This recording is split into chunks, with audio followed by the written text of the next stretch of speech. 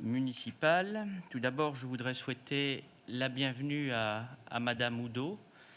Bon, bienvenue, Madame, au sein de ce conseil. Donc, vous remplacez Monsieur Chapon, qui a quitté Saint-Raphaël et donc qui ne souhaitait plus exercer les fonctions de conseiller municipal. Vous êtes la celle qui venait immédiatement après sur la liste, ce qui explique donc votre installation aujourd'hui. Donc, je vous souhaite évidemment, en mon nom et au nom de l'ensemble de mes collègues, ma bienvenue au sein de ce conseil, en espérant que vous participerez, comme nous tous, donc, à ce débat démocratique.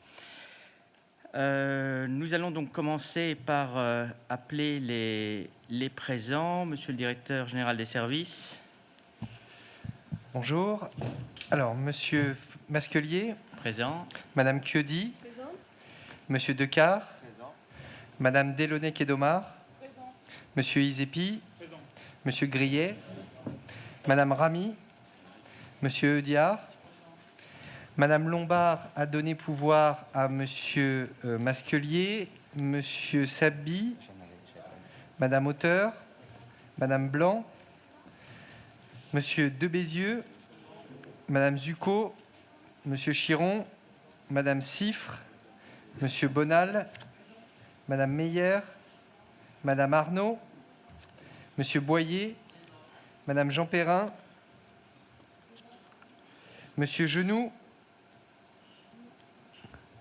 Monsieur Genoux, Monsieur Kédomar.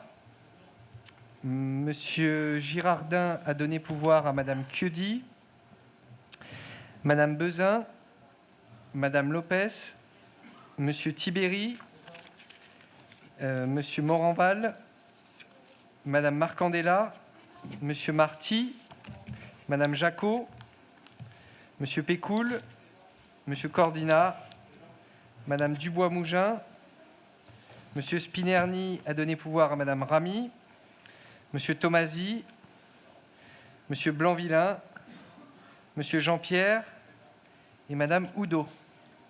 Quorum est atteint. Je vous en remercie. On va nommer comme secrétaire de séance Madame Jacot. Tout le monde est d'accord? Madame Jacot est secrétaire de séance. Je vous inviterai à adopter le procès-verbal du dernier conseil du 22 avril 2021. Y a-t-il des observations? Pas d'observation. Donc, je vous inviterai, si vous ne l'avez pas fait en entrant, à signer les parapheurs qui sont à l'entrée, donc pour l'émargement donc de ce procès-verbal. Ceci étant dit, avant de commencer l'ordre du jour, j'attire votre attention que pour la question 18, vous aviez une annexe de conditions générales qui n'avait pas été jointe à l'envoi du Conseil, qui est déposée sur la table. Donc, si ça devait poser une difficulté pour quiconque, on le reporterait. Mais sinon, je pense que ce n'était pas déterminant pour que vous puissiez vous prononcer en toute connaissance de cause sur cette délibération. Donc, nous allons ouvrir par quelques délibérations concernant donc, les travaux d'aménagement du bord de mer et leur mise en place technique et juridique, ce qui permettra à M. Izepi de nous faire aussi une ou deux observations sur l'avancement général avec les commerçants. Et avant de commencer, je voulais aussi vous dire que comme on a un conseil assez chargé, je demanderai à l'ensemble des rapporteurs d'être relativement synthétique. Ce n'est pas la quantité qui fera la qualité des échanges. Allez-y, Monsieur Izepi. Oui, merci Monsieur le maire. Bonjour chers collègues. Oui, donc dans cette question, nous allons parler des travaux du front de mer. Donc au mois d'avril 2019, la ville de Saint-Raphaël a signé l'accord cadre 19007 avec un groupement de maîtrise d'œuvre pour la requalification de son front de mer et des espaces publics de son centre-ville, composé de 5 volets. Le 25 mars 2021, par délibération numéro 35, la communauté d'agglomération STRL Côte d'Azur Agglomération a défini l'intérêt communautaire, le projet de réaménagement d'ensemble du front de mer de Fréjus et de Saint-Raphaël. Le volet B de cet accord cadre a exposé qu'il convenait, à travers l'ensemble de ces aménagements, de renforcer l'attractivité touristique et également d'intégrer à l'opération un itinéraire en mode doux, ainsi développer les mobilités alternatives, la marche, le vélo, le covoiturage et les transports en commun du type TCSP. Il convient donc de procéder à un avenant de transfert partiel entre l'agglomération, la commune et le groupement de maîtrise d'œuvre, selon les périmètres impactés par l'opération d'intérêt communautaire, selon le plan joint en annexe. Donc vous le trouvez dans les documents joints à la question. Mutualiser certaines fonctions support, renforcer l'expertise et réduire les coûts, améliorer le service aux usagers, renforcer l'attractivité touristique du territoire et développer les mobilités alternatives sont des thématiques actées dans le pacte de gouvernance de notre communauté d'agglomération. Voilà, donc sur la question, il vous est demandé d'approuver les termes de l'avenant du transfert partiel joint en annexe et autoriser Monsieur le maire ou son représentant à signer le dit avenant. Merci beaucoup. Donc, c'est une application évidemment concrète et pratique du pacte de gouvernance, notamment dans la réalisation d'un des projets les plus importants, qui est le réaménagement du front de mer de Saint-Raphaël ainsi que de Fréjus, ce qui ferait que nous aurions une magnifique promenade des bains qui irait de Port-Fréjus à Port Santa Lucia. Donc, avant de lancer les travaux, il y a tout du formalisme juridique, technique, administratif et financier. Je voudrais aussi remercier M. Sabi qui a beaucoup travaillé avec ses services pour l'élaboration de la sécurité juridique de l'opération. Y a-t-il des observations? M. Tomasi. Oui. À propos de la délibération, donc, où il est dit que ça va être un projet effectivement extrêmement important sur toute la Côte d'Azur, je propose un petit rajout. Concernant la délibération numéro 1 et la convention constitutive du groupement, dans la partie, il est tout d'abord exposé ce qui suit. Nous souhaitons que l'objectif de neutralité carbone et de compensation carbone soit inscrit dans ce texte cadre afin d'en faire une opération exemplaire. Donc simplement, ce que je vous propose, c'est l'objectif du réaménagement du front de mer consiste à tendre vers une agglomération neutre en carbone et résiliente vis-à-vis des impacts du changement climatique, canicule, submersion, pollution, perte de biodiversité, afin de léguer aux générations futures un bien commun sur lequel elles pourront s'appuyer à l'exemple de la base nature. Donc l'idée, c'est simplement d'en faire une opération la plus exemplaire possible, puisque vous précisez bien dans le texte, Monsieur Isepi, que vous souhaitez que ça aille dans ce sens. Donc je vous propose de renforcer ça. Oui, mais c'est comme les propositions de modification de la Constitution dans lesquelles on veut garantir le maintien de la biodiversité et qui empêcherait évidemment toute activité humaine. Pour lequel ce sont des termes qui ont une signification, vous le savez parfaitement, et je ne veux pas rentrer non plus dans cette voie, c'est-à-dire de faire adopter des concepts qui soit sont vides de sens, mais alors ça ne sert à rien de les voter, soit auraient une portée juridique, et dans votre cas, ça interdirait la présence des véhicules sur le bord de mer, ce que n'est évidemment pas souhaitable au regard de l'aménagement, notamment des parkings. Alors il faut le limiter, nous sommes d'accord sur un objectif vers lequel nous pouvons tendre. Je ne ferai pas adopter en l'état d'ailleurs de l'avancée de ce projet une obligation de neutralité carbone qui effectivement empêcherait, si on donne un sens au mot, l'usage des véhicules en bord de mer, ce qui n'est pas possible, vous le savez très bien. Alors non, ce n'est pas ça. Hein. Si, neutralité carbone... Pour les travaux, c'est-à-dire que les travaux qui vont être engagés pourraient être compensés.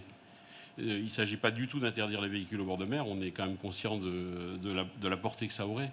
Donc simplement, on engagerait la ville à avoir une attitude encore plus volontariste que celle qui est décrite ici. Voilà. Donc c'est une proposition, hein. Donc oui ou non.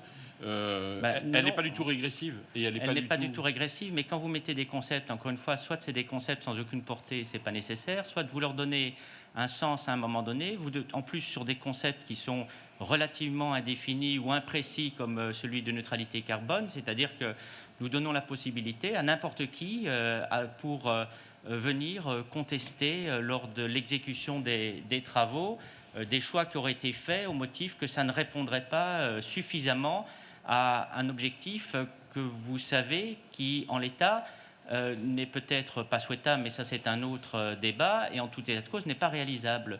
Donc je ne souhaite pas, sur des concepts indéfinis, nous lier les mains et nous exposer aussi à des risques, et notamment des risques juridiques. Donc c'est la raison pour laquelle j'entends votre proposition, mais nous ne l'inscrirons pas comme modification et comme amendement aux délibérations qui sont proposées. Vous permettez, je tiens juste à dire que M. Genoux est arrivé, et donc M. le directeur général des services, vous le notez. Voilà. Les concepts ne sont pas du tout imprécis. Hein. On peut modifier notre proposition, mais ce qu'on souhaiterait, c'est qu'on aille plus avant. Voilà. Donc, j'engage, moi, ici, le conseil municipal à peut-être aller dans cette opération vers quelque chose, je dirais, d'encore plus... comment dire, de l'intégrer un peu plus vers tout ce qui concerne l'avenir de Tout à fait, l'avenir. mais là, vous n'êtes qu'au stade conceptuel. Lorsque les projets seront présentés, on aura l'occasion de discuter, Oui, notamment sur la place des véhicules, et nous aurons effectivement peut-être des choix dans lesquels nous pourrions converger. En l'état, nous sommes dans l'élaboration de principes pour réaliser des cahiers des charges, et encore une fois, je ne souhaite pas que nous nous lions avec des concepts qui sont indéfinis, imprécis, et qui nous exposeraient à un risque juridique majeur, notamment de recours, dans le cadre d'un projet qui est aussi important pour la ville et pour la communauté d'agglomération. Donc votre proposition, je la trouve trop imprécise et non sécurisée. C'est la raison pour laquelle je ne souhaite pas qu'elle constitue un amendement à l'ordre du jour tel qu'il est défini. Mais on peut ne pas être d'accord. Je vous remercie de votre proposition. Y a-t-il d'autres observations? Pas d'autres observations, donc on va passer au vote. Qui est contre? Qui s'abstient? Donc c'est adopté à l'unanimité. Je vous en remercie. Monsieur Isepi. Oui, monsieur le maire, juste avant d'attaquer la question numéro 2, nous étions hier soir avec vos services, vous me demandiez tout à l'heure de discuter un petit peu de l'avancée des travaux et en tout cas du projet. Nous étions avec vos services techniques hier soir et le service commerce accompagné par en tout cas l'architecte qui aujourd'hui suit les sections qui nous incombent au niveau de la ville de Saint-Raphaël, accompagné aussi par l'architecte des ABF. Et une remarque de sa part, c'est qu'elle était positivement étonnée, mais même très étonnée, du nombre de massifs et de verdure qui pouvaient apparaître dans les plans sur le front de mer, dans les plans futurs du front de mer. Voilà. Elle pensait même que c'était trop, d'ailleurs. Voilà, donc c'est une remarque, je pense, qui est importante, Monsieur Tomasi. Il y a beaucoup de verdure. Quand tout à l'heure on parlait de TCSP, c'est aussi une intervention de l'agglomération à ce niveau-là. Et TCSP, ça veut bien dire transport en commun en site propre.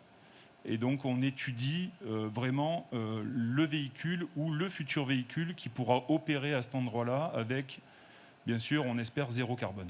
Tout à fait. Mais la question n'est pas celle de l'objectif. La question, c'est de donner une portée juridique aussi à des termes neutralité carbone. D'abord, on pourrait ne pas être d'accord sur le terme de neutralité parce que vous pourriez avoir différentes approches. Et donc, je ne veux pas insécuriser un projet comme celui-ci avec des concepts qui seraient trop imprécis et flous. C'est uniquement ça le sens de ma position. C'est que je trouve que ça ne permet pas de sécuriser ce projet. Donc, je ne suis pas opposé à l'orientation que vous proposez. Qu'on ne me fasse pas dire ce que je n'ai pas dit. Je dis simplement que c'est trop flou. Et quand c'est flou, il y a un loup, comme disait une ancienne ministre. On pourra éventuellement faire une autre rédaction. Je vais passer à la question numéro 2. Dans la question numéro 2, donc, nous sommes toujours sur l'opération communautaire de réaménagement du front de mer de Fréjus et Saint-Raphaël, avec la nécessité de constituer un groupement de commandes, pour que chaque acheteur puisse répondre à ses propres besoins, cas échéant, dans le cadre d'une maîtrise d'ouvrage principale confiée à l'agglomération. Nous parlons d'un périmètre d'aménagement allant du port Santa Lucia jusqu'à port Fréjus, il me semble, base incluse. Le groupement est le suivant: Estérel Côte d'Azur Agglomération, la commune de Saint-Raphaël et celle de Fréjus, bien sûr, la régie des ports raphaélois et la régie d'exploitation des parcs de stationnement de la ville de Fréjus. La communauté d'agglomération sera le coordinateur du groupement de commande. Elle mènera l'ensemble des procédures de commande publique nécessaires à cet aménagement. Le projet de convention de commande annexé à la question présente le projet et comporte toutes les règles de fonctionnement du groupement de commande. Voilà. Il vous est demandé d'approuver cette proposition, d'approuver la création du groupement de commande, d'approuver l'adhésion de la ville, d'approuver l'ensemble des termes et autoriser Monsieur le maire ou son représentant à signer la dite convention. Merci beaucoup. Donc, il s'agit évidemment de mieux acheter. Au plus nous sommes nombreux et au plus les achats sont importants, au mieux nous pouvons bien entendu négocier avec des opérateurs économiques. Je crois que tout ceci va dans le bon sens et devrait recueillir l'unanimité. Mais y a-t-il néanmoins des observations? Pas d'observation pour les votes, pas de vote contre, pas d'abstention. C'est adopté à l'unanimité. Je vous en remercie. Donc on a le groupement de commandes. Maintenant, il faut désigner des membres. Monsieur Izepi. Oui, voilà, c'est dans la question de 3. C'est la désignation pour l'opération d'un représentant titulaire et d'un représentant suppléant appelé à siéger à la commission d'appel d'offres pour le projet du front de mer. Je propose Monsieur Sabi, donc, qui est en charge de ces questions et qui s'est beaucoup investi, et Monsieur de Bézieux en suppléant. Est-ce que tout le monde est d'accord avec ces propositions? Qui vote contre? Qui s'abstient? Donc c'est adopté à l'unanimité. Je vous remercie pour eux. Madame Arnaud. Bonsoir Monsieur le maire, chers collègues. Cette question concerne l'attribution d'une subvention exceptionnelle à l'association départementale des lieutenants de louveterie du Var pour l'achat d'équipements de vision nocturne pour la régularisation d'espèces nuisibles. Il est proposé d'attribuer une subvention exceptionnelle d'un montant de 200 € à l'association départementale des lieutenants de louveterie du Var dans le cadre de ces opérations isolées de régulation de certaines espèces. Les lieutenants de louveterie désignés par le préfet du département voient leur mission s'étendre du fait de l'apparition de 12 meutes de loups recensées dans le Var. Il semblerait que ce mardi 8 juin, au niveau de la carrière des Grands Cahoux, sur la trentaine de moutons amenés par M. Béraud, 4-5 moutons ont été encore gravement blessés. La prédation du loup affecte en conséquence de manière particulièrement intense les éleveurs qui se retrouvent en première ligne et qu'il convient également d'épauler. Eu égard au fait que les 27 lieutenants de louveterie du département accomplissent une mission d'intérêt général, il est proposé d'accorder une subvention exceptionnelle à leur association. Vous êtes invité à attribuer une subvention exceptionnelle de 200 € à l'association départementale des lieutenants de louveterie du Var, dire que la dépense en résultant en fera l'objet de l'inscription budgétaire correspondante. Je vous en remercie de ce rapport. Y a-t-il des observations? Oui.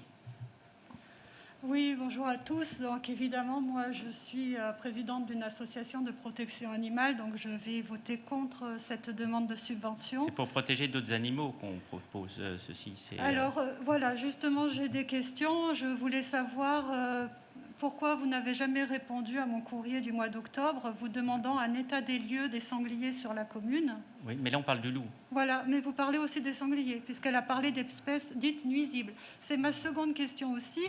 Vous parlez toujours d'espèces nuisibles alors que ce qualificatif n'existe plus en droit français depuis 1997. Le loup est un prédateur, vous êtes d'accord? Le loup est une espèce protégée, c'était ma troisième question. Donc ça veut dire que vous êtes favorable au tir d'une espèce protégée. Et je vous invite tous à consulter la motion Grand Prédateur qui a été publiée par Europe Écologie Les Verts et qui pose le principe de cohabitation. Oui, mais elle est difficile là sur les moutons qui ont été... je pense que c'est une cohabitation que les moutons n'ont pas appréciée, c'est celle du loup. Alors, monsieur le maire, je vous rappelle qu'en Italie, il y a 0 problème de prédation alors qu'il y a 2500 loups et que nous, en France, avec 480 loups dans la France entière, nous avons des problèmes. Donc, il y a un problème. Et la motion Grand Prédateur, qui a été établie justement avec des éleveurs, peut proposer des solutions. On a des loups, on a un peuple plus contestataire, donc on a des loups à notre image, on va dire. C'est peut-être pour ça qu'il y a plus de problèmes en France qu'en Italie. Voilà, donc voilà, je vote contre cette demande de subvention. Je comprends de votre point de vue, mais il est nécessaire aussi de pouvoir... le loup, et effectivement, on n'a pas la même notion de prédateur. Je comprends que par rapport à votre engagement... vous ayez cette position. Donc nous, on doit voir les choses de manière globale et y compris la chasse, qui eh bien, est inscrite aussi dans le Code de l'environnement comme mécanisme régulateur, et nous considérons que les chasseurs participent aussi, aimant la nature ou les stérelles, à une certaine forme d'équilibre, à partir du moment où c'est une chasse évidemment qui soit raisonnée et qui soit responsable. Mais nous pouvons ne pas être d'accord, je comprends votre point de vue. Voilà, je vous remercie, monsieur le maire. Effectivement, nous ne sommes pas d'accord. La chasse, c'est 30 millions d'animaux tués par an, dont 2 tiers sont des animaux d'élevage.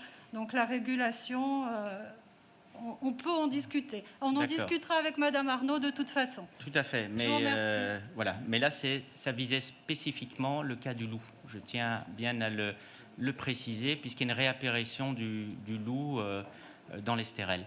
Donc, je comprends que vous votiez contre, madame Oudot. Y a-t-il d'autres votes contre? Monsieur Tomasi, donc vous votez contre par solidarité de groupe, je le comprends également. Y a-t-il des abstentions? Pas d'abstention, donc c'est adopté, moins ces 2 oppositions. Monsieur Decart. Merci, monsieur le maire. Mes chers collègues, bonsoir. Sur cette question, il vous est demandé d'approuver cette convention concernant le dépôt de biens culturels maritimes appartenant à l'État et que nous exposons au musée archéologique. Il faut savoir que nous avons 529 objets identifiés, photographiés et référencés. Merci beaucoup. Y a-t-il des observations? Non. Y a-t-il des votes contre? Non. Pas d'abstention. C'est adopté à l'unanimité. Poursuivez. Sur cette délibération, il vous est proposé de développer un partenariat entre la société Premium et Collectible et la commune de Saint-Raphaël pour une période de 30 mois destinée à fabriquer et commercialiser une collection miniature des voitures les plus iconiques liées à la carrière de Louis de Funès. Une parution est prévue tous les 15 jours, composée d'un véhicule miniature et d'un fascicule descriptif, avec les mentions systématiques du logo du musée de Funès et une promotion du musée à travers ce fascicule. C'est une façon de médiatiser notre musée et de faire sa promotion sur des produits dérivés. Oui, bien entendu, donc le musée qui rouvre à la vie, donc, sur lequel nous avions souhaité aussi qu'il soit porté à l'extérieur au regard du succès de la première année, puisqu'on avait eu plus de 65 000 personnes. Donc vous aurez ce type d'initiatives qui seront, je l'espère, le plus régulièrement possible soumises à vos votes. Y a-t-il des observations? Pas d'observation, pas de vote contre, pas d'abstention. C'est adopté à l'unanimité. Je vous remercie. Monsieur Decart. Là aussi, concernant le musée Louis de Funès, et afin de promouvoir la sortie de l'ouvrage à l'échelon national de sa BD, il vous est proposé de remettre gracieusement un exemplaire de cette bande dessinée à un vaste panel de médias. Cette opération de communication apportera une visibilité supplémentaire au musée Louis de Funès, qui bénéficiera ainsi d'une fréquentation supplémentaire et de retombées médiatiques nationales. Et c'est à hauteur de 800 BD que nous vous demandons la distribution. Oui, bien entendu, il faut multiplier les partenariats à l'extérieur. Je suppose que tout le monde est d'accord. Donc c'est adopté à l'unanimité. Monsieur Decart. Question sur la délibération sur le musée de Funès et notamment sur cette BD avec la société Réclame qui a commis une erreur dans la validation du bon à tirer finale de la bande dessinée Louis de Funès. Pour éviter donc sa destruction de ces 10 000 exemplaires défectueux, la commune s'en est portée acquéreur à prix coûtant. 5 000 exemplaires défectueux seront offerts par la commune à des personnes publiques et organismes à but non lucratif. Et les 5 000 autres exemplaires défectueux seront remis gracieusement lors des échanges protocolaires. Mariage et autres, tout le monde est d'accord? Juste, quel est le coût de rachat des 5 000 exemplaires donc? Monsieur Decart, 5 000 euros. 6 6 000 euros. Pour 10 000 BD, donc vous voyez, c'est... voilà. À prix coûtant. À prix coûtant. Oui, non, la question c'était juste, comme la société fait une erreur et qu'elles sont destinées au pilon, je me demandais pourquoi elles étaient rachetées. Ben, il y a un coût de fabrication. Soit, Oui. soit on ne demandait que ça aille au pilon, je pense que c'était idiot. Oui, oui. Donc à partir du moment où s'il y avait quand même nous les reprenions à un moment donné, mais pour des BD qui n'étaient en petite partie défectueuses, puisqu'il Oui, manquait c'est simplement le dos. une mention sur la bande de la BD, c'était C'était tout. Donc, il nous avait semblé correct, si vous voulez, dans le cadre d'un engagement, plutôt que de partir dans la discussion des procédures, etc., de trouver ce type d'accord qui finalement peut arranger tout le monde. Voilà, tout le monde est d'accord? Ok, donc c'est adopté à l'unanimité. Je vous remercie. Monsieur Decart. Là aussi, c'est concernant le musée Louis de Funès. Et comme vous le savez, sur chaque prêt d'objets concernant le musée archéologique ou le musée Louis de Funès, il y a une mise en place d'une convention de prêt d'œuvre. Et là, c'est en partenariat avec la commune d'Azay-le-Rideau pour son exposition Louis de Funès à table. Et vous avez la liste des objets que nous prêtons. Oui, tout le monde est d'accord. Donc c'est adopté à l'unanimité. Monsieur Decart. Sur cette délibération, il vous est proposé un micro-festival par le musée numérique Microfolie et la Villette, 3, 4, 5 août 2021. Festival qui valorisera les cultures urbaines sur le jardin Bonaparte et sur le quai Albert Ier. Il faut rappeler que la commune n'aura que les charges résiduelles à supporter, telles que les droits d'auteur, collation et transfert des artistes. Merci beaucoup. Tout le monde est d'accord? C'est adopté à l'unanimité. Sur cette question, il vous est proposé que la commune de Saint-Raphaël organise de juin à octobre 2022 un cycle d'exposition sur les différentes formes d'exode en partenariat avec l'Union méditerranéenne pour l'art moderne. Il s'agit ici de missionner sa présidente, Madame Simone Dibaud-Cohen, pour assurer le commissariat de ces expositions de peinture, sculpture, photographie ou installation qui pourront se tenir en salle d'exposition Raphaël, du centre culturel, à la Villa des Asphodèles, au musée archéologique, au jardin Bonaparte et ou dans d'autres lieux appartenant à la commune.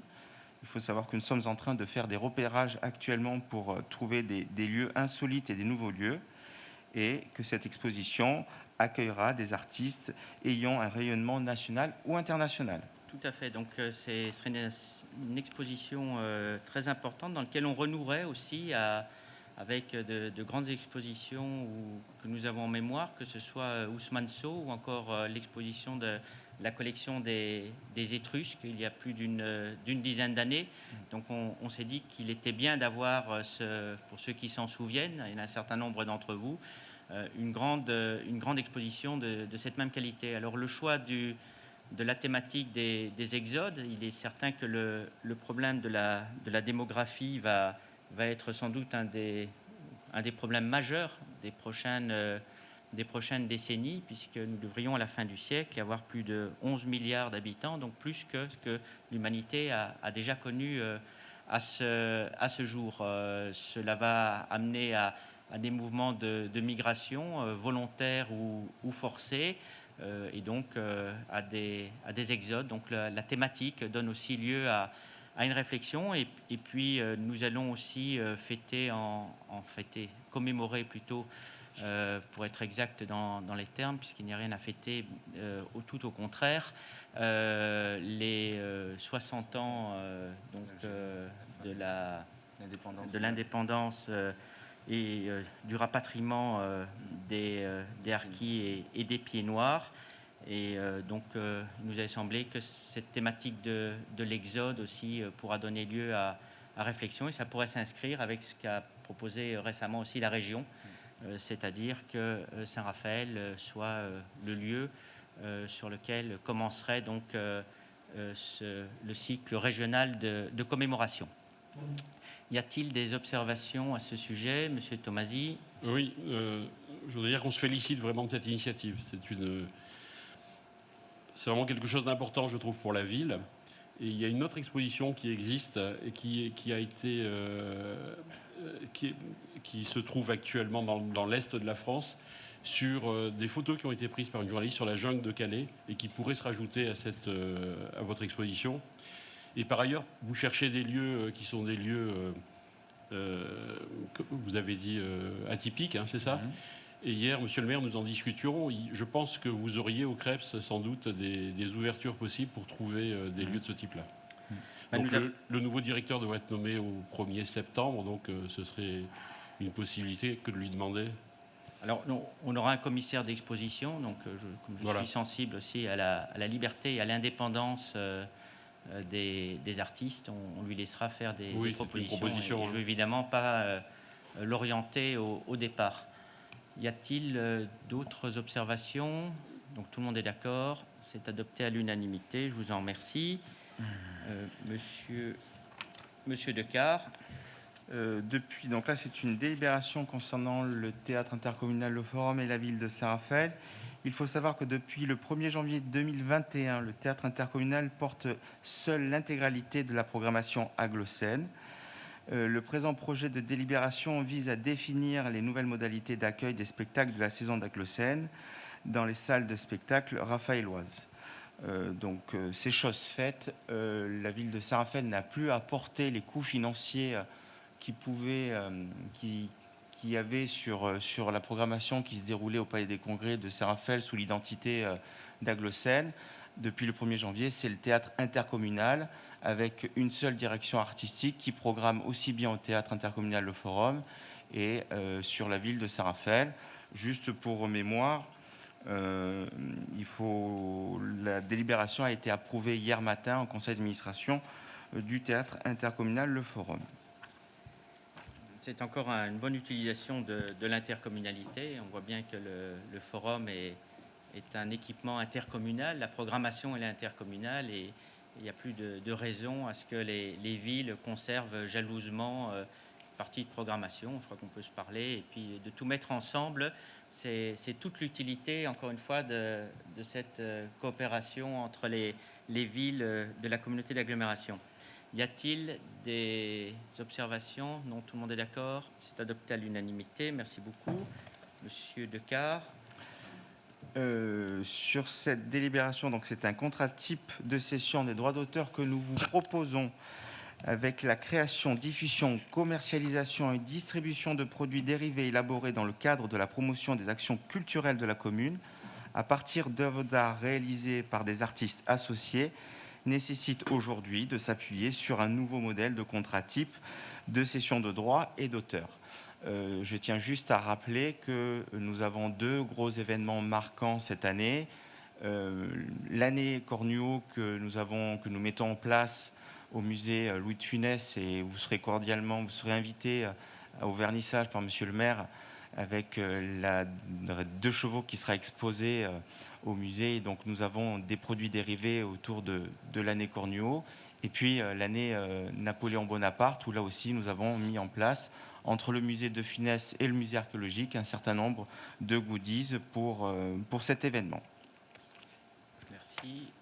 Pas d'observation, tout le monde est d'accord. C'est adopté à l'unanimité. Délibération suivante. Madame, j'ai fini. Madame Lopez. Bonjour Monsieur le maire, bonjour à tous. Je profite de cette délibération pour vous rappeler que la ville organise autour de l'événement 2021 Année Napoléon une exposition qui s'intitule Napoléon et les sables du désert, qui sera inaugurée par Monsieur le maire le 6 juillet 2021 à 18h au musée archéologique et à laquelle vous serez conviés par Monsieur le maire. Désolé de... Très bien. Cette exposition se tiendra du 6 juillet au 30 octobre.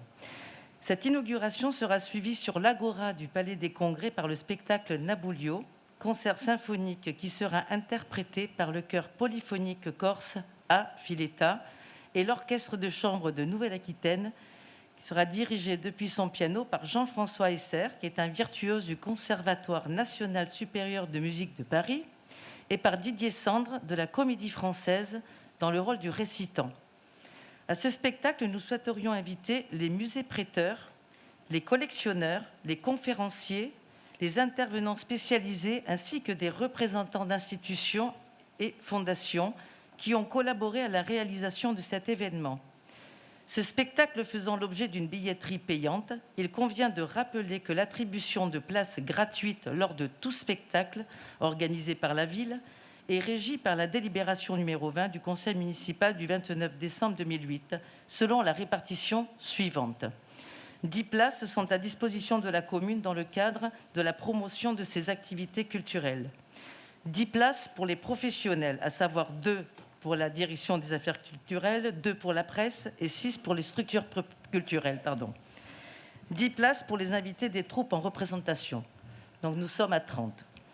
Avant chaque spectacle, un point est fait sur l'affectation des places invitées et celles qui ne sont pas utilisées sont systématiquement mises à la vente.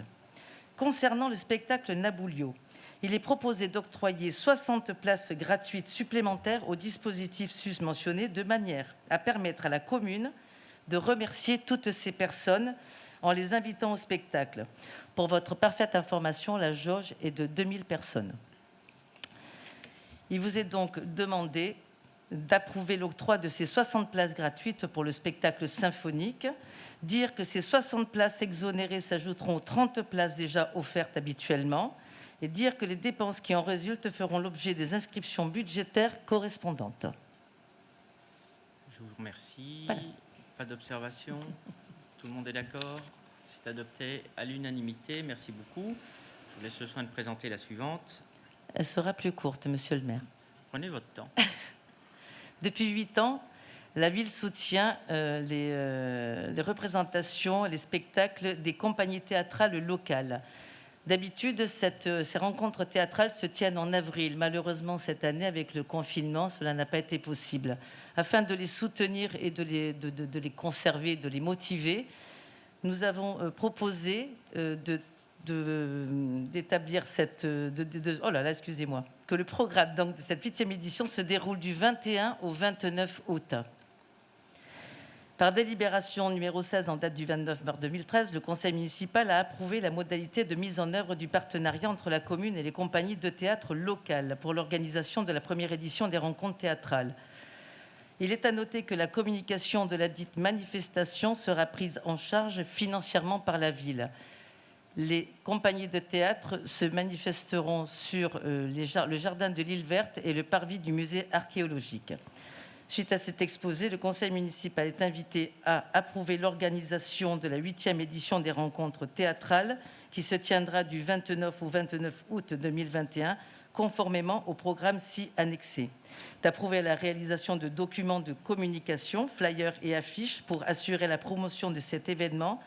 Autoriser monsieur le maire ou son adjoint délégué à signer tout acte afférent à la mise en œuvre de la présente.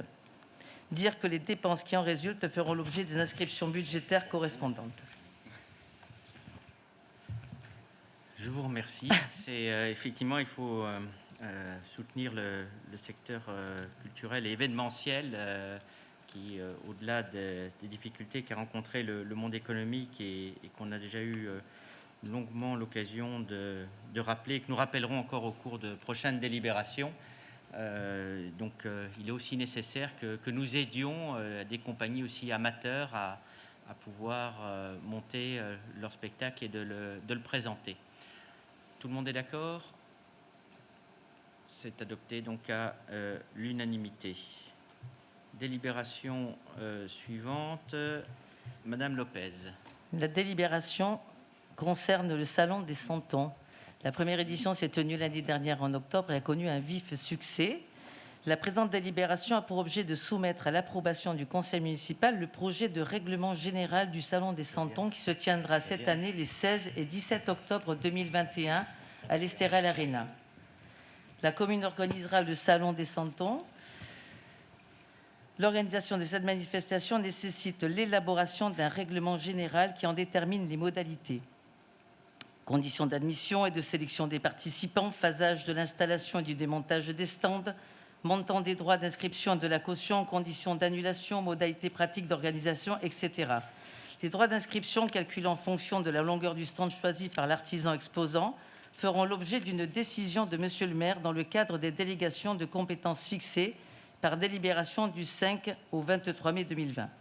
Il est par ailleurs proposé que ce règlement soit reconduit en vue des futures éditions du Salon des 100 ans maintenues, à l'exception des dates, à l'identique de l'édition 2021.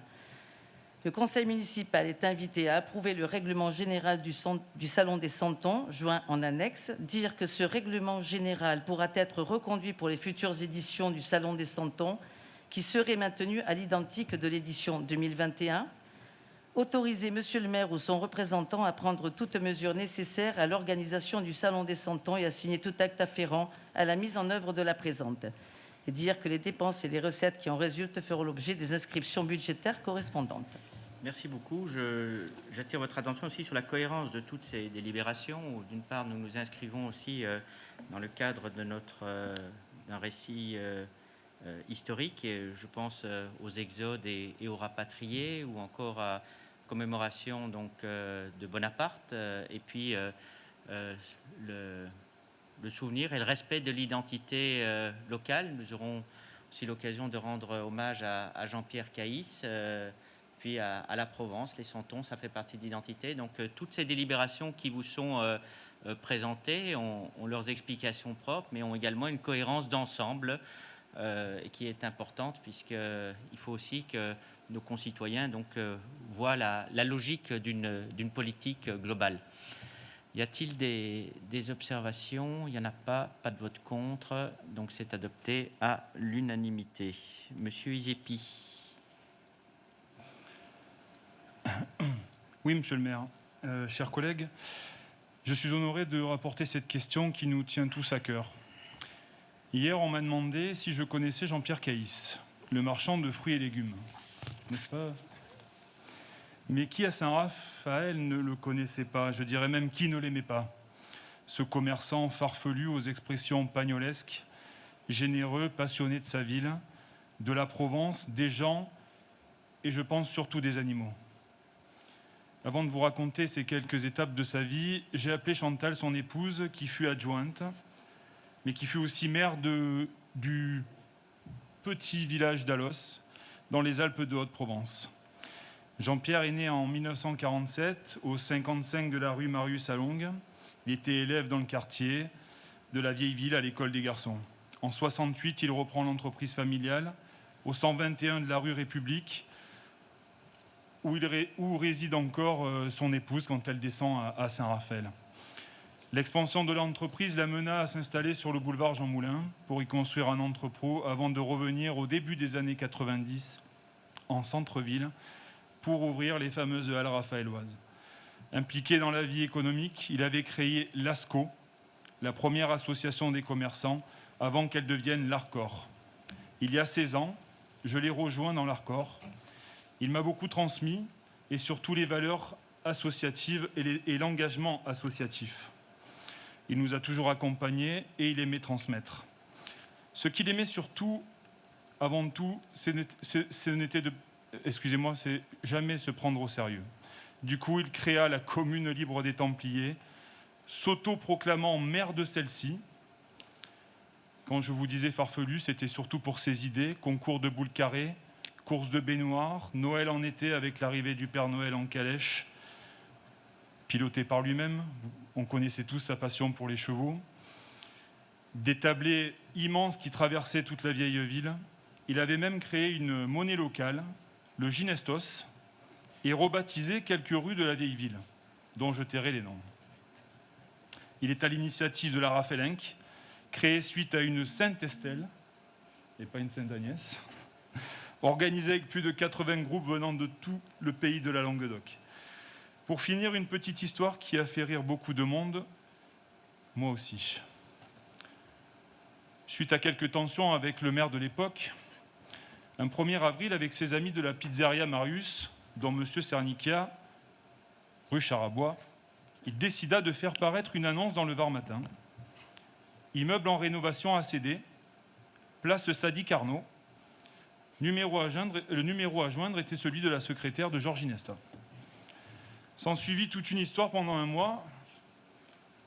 Il finit par s'excuser en lui envoyant un poisson en chocolat fait par M. Rabia, qui avait juste sa boulangerie. Il était chocolatier à côté.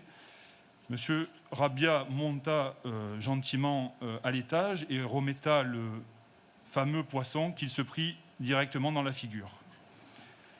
La légende dit que le maire de l'époque rigola de cette histoire. Enfin voilà, il nous a quittés accidentellement en février dernier en donnant un dernier coup de main à un collègue. Il aimait tant la liberté, l'égalité, la fraternité que je pense qu'on peut transmettre ce nom de Jean-Pierre Caïs au marché République, monsieur le maire. Voilà, merci. Merci beaucoup, monsieur Izepi. suppose tout le monde est d'accord. C'est adopté à l'unanimité. Voilà, je fais un petit salut amical à Monsieur Ginesta pour qu'il n'y ait aucune... Oui. Juste une remarque, je profite de l'occasion et je salue votre geste. Pour vous dire, mesdames et messieurs les conseillers municipaux, qu'en fait à Saint-Raphaël, on a répertorié à peu près 620 axes différents et que sur ces noms d'avenues, d'allées, de rues, de boulevards, on a répertorié qu'une dizaine de femmes. Et donc ce que je propose au nom de notre groupe, c'est qu'à l'avenir, on puisse rebaptiser ces noms et donner un peu plus de visibilité aux femmes célèbres qui ont déjà vécu dans notre ville. Nous n'y sommes absolument pas opposés. C'est lorsque l'occasion viendra. Voilà. Malheureusement, il s'agit de rendre hommage à M. Caïs qui est décédé. Donc, effectivement, nous ne pouvions pas proposer un autre nom que le sien. Mais lorsque ça viendra, et s'il y a des propositions qui sont faites, il est évident qu'on donnera suite. Mais sur Saint-Raphaël, c'est comme dans toutes les autres villes de France, je tiens également à le préciser. 2% en France. 2% des rues en France ont le nom de femmes. 2%. Oui, donc on n'est pas pire qu'ailleurs, je tiens aussi à le préciser. C'est pas une particularité raphaéloise.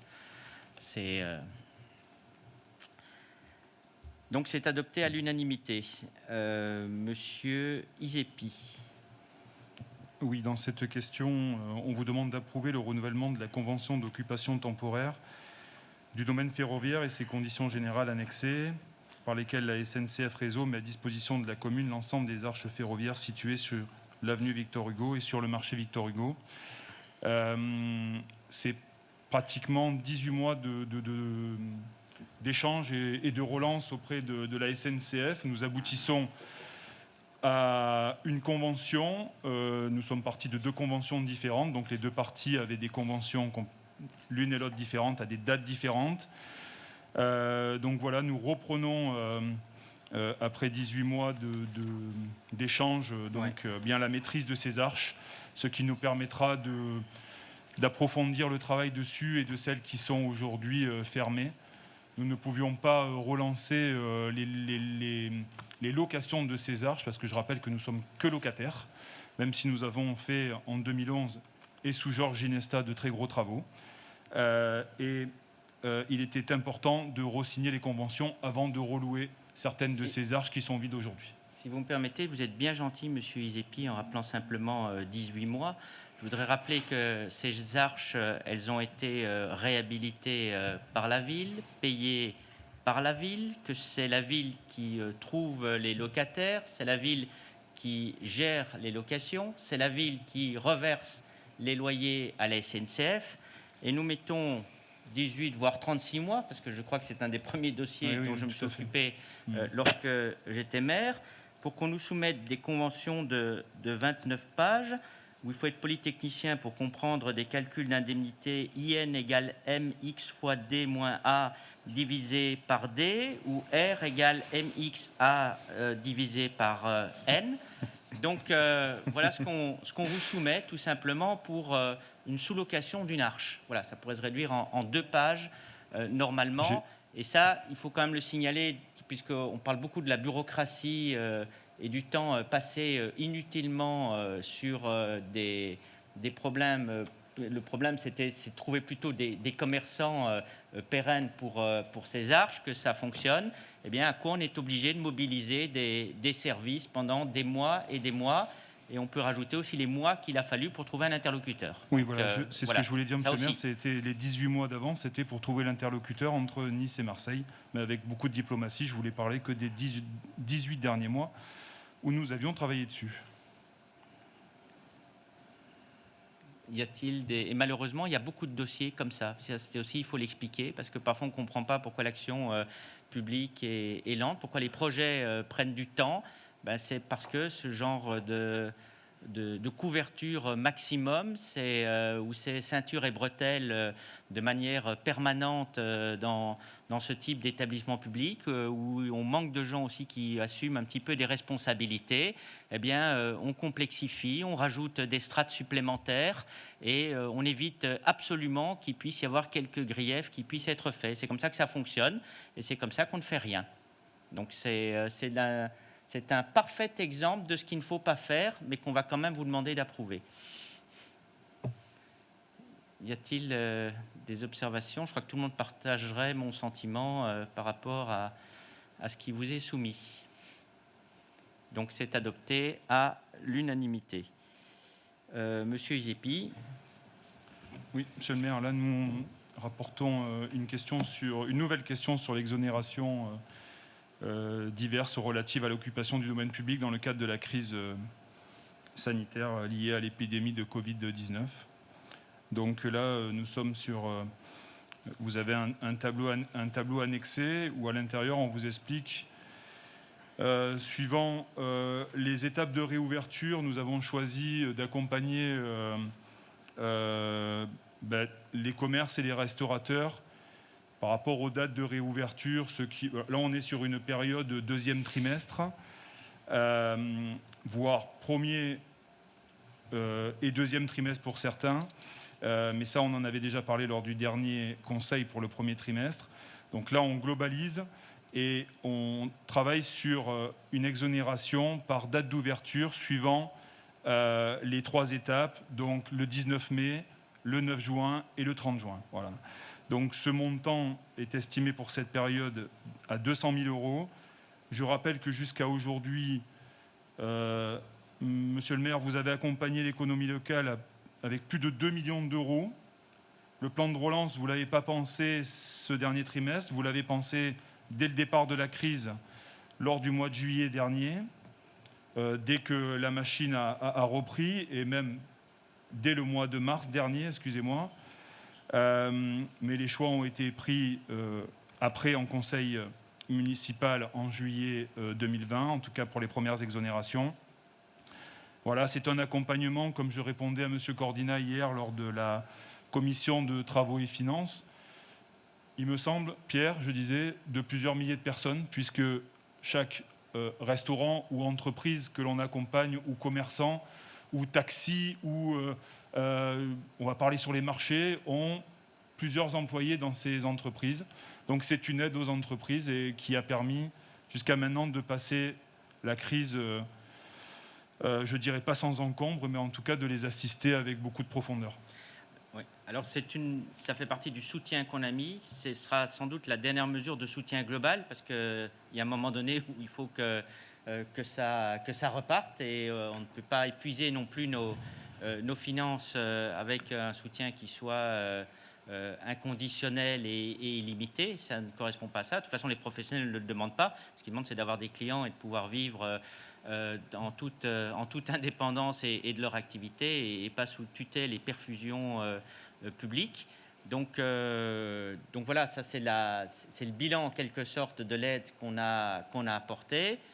On verra si très ponctuellement, en fonction de l'évolution de la situation, il y a encore quelques situations qui seraient passées à travers les mailles de la raquette.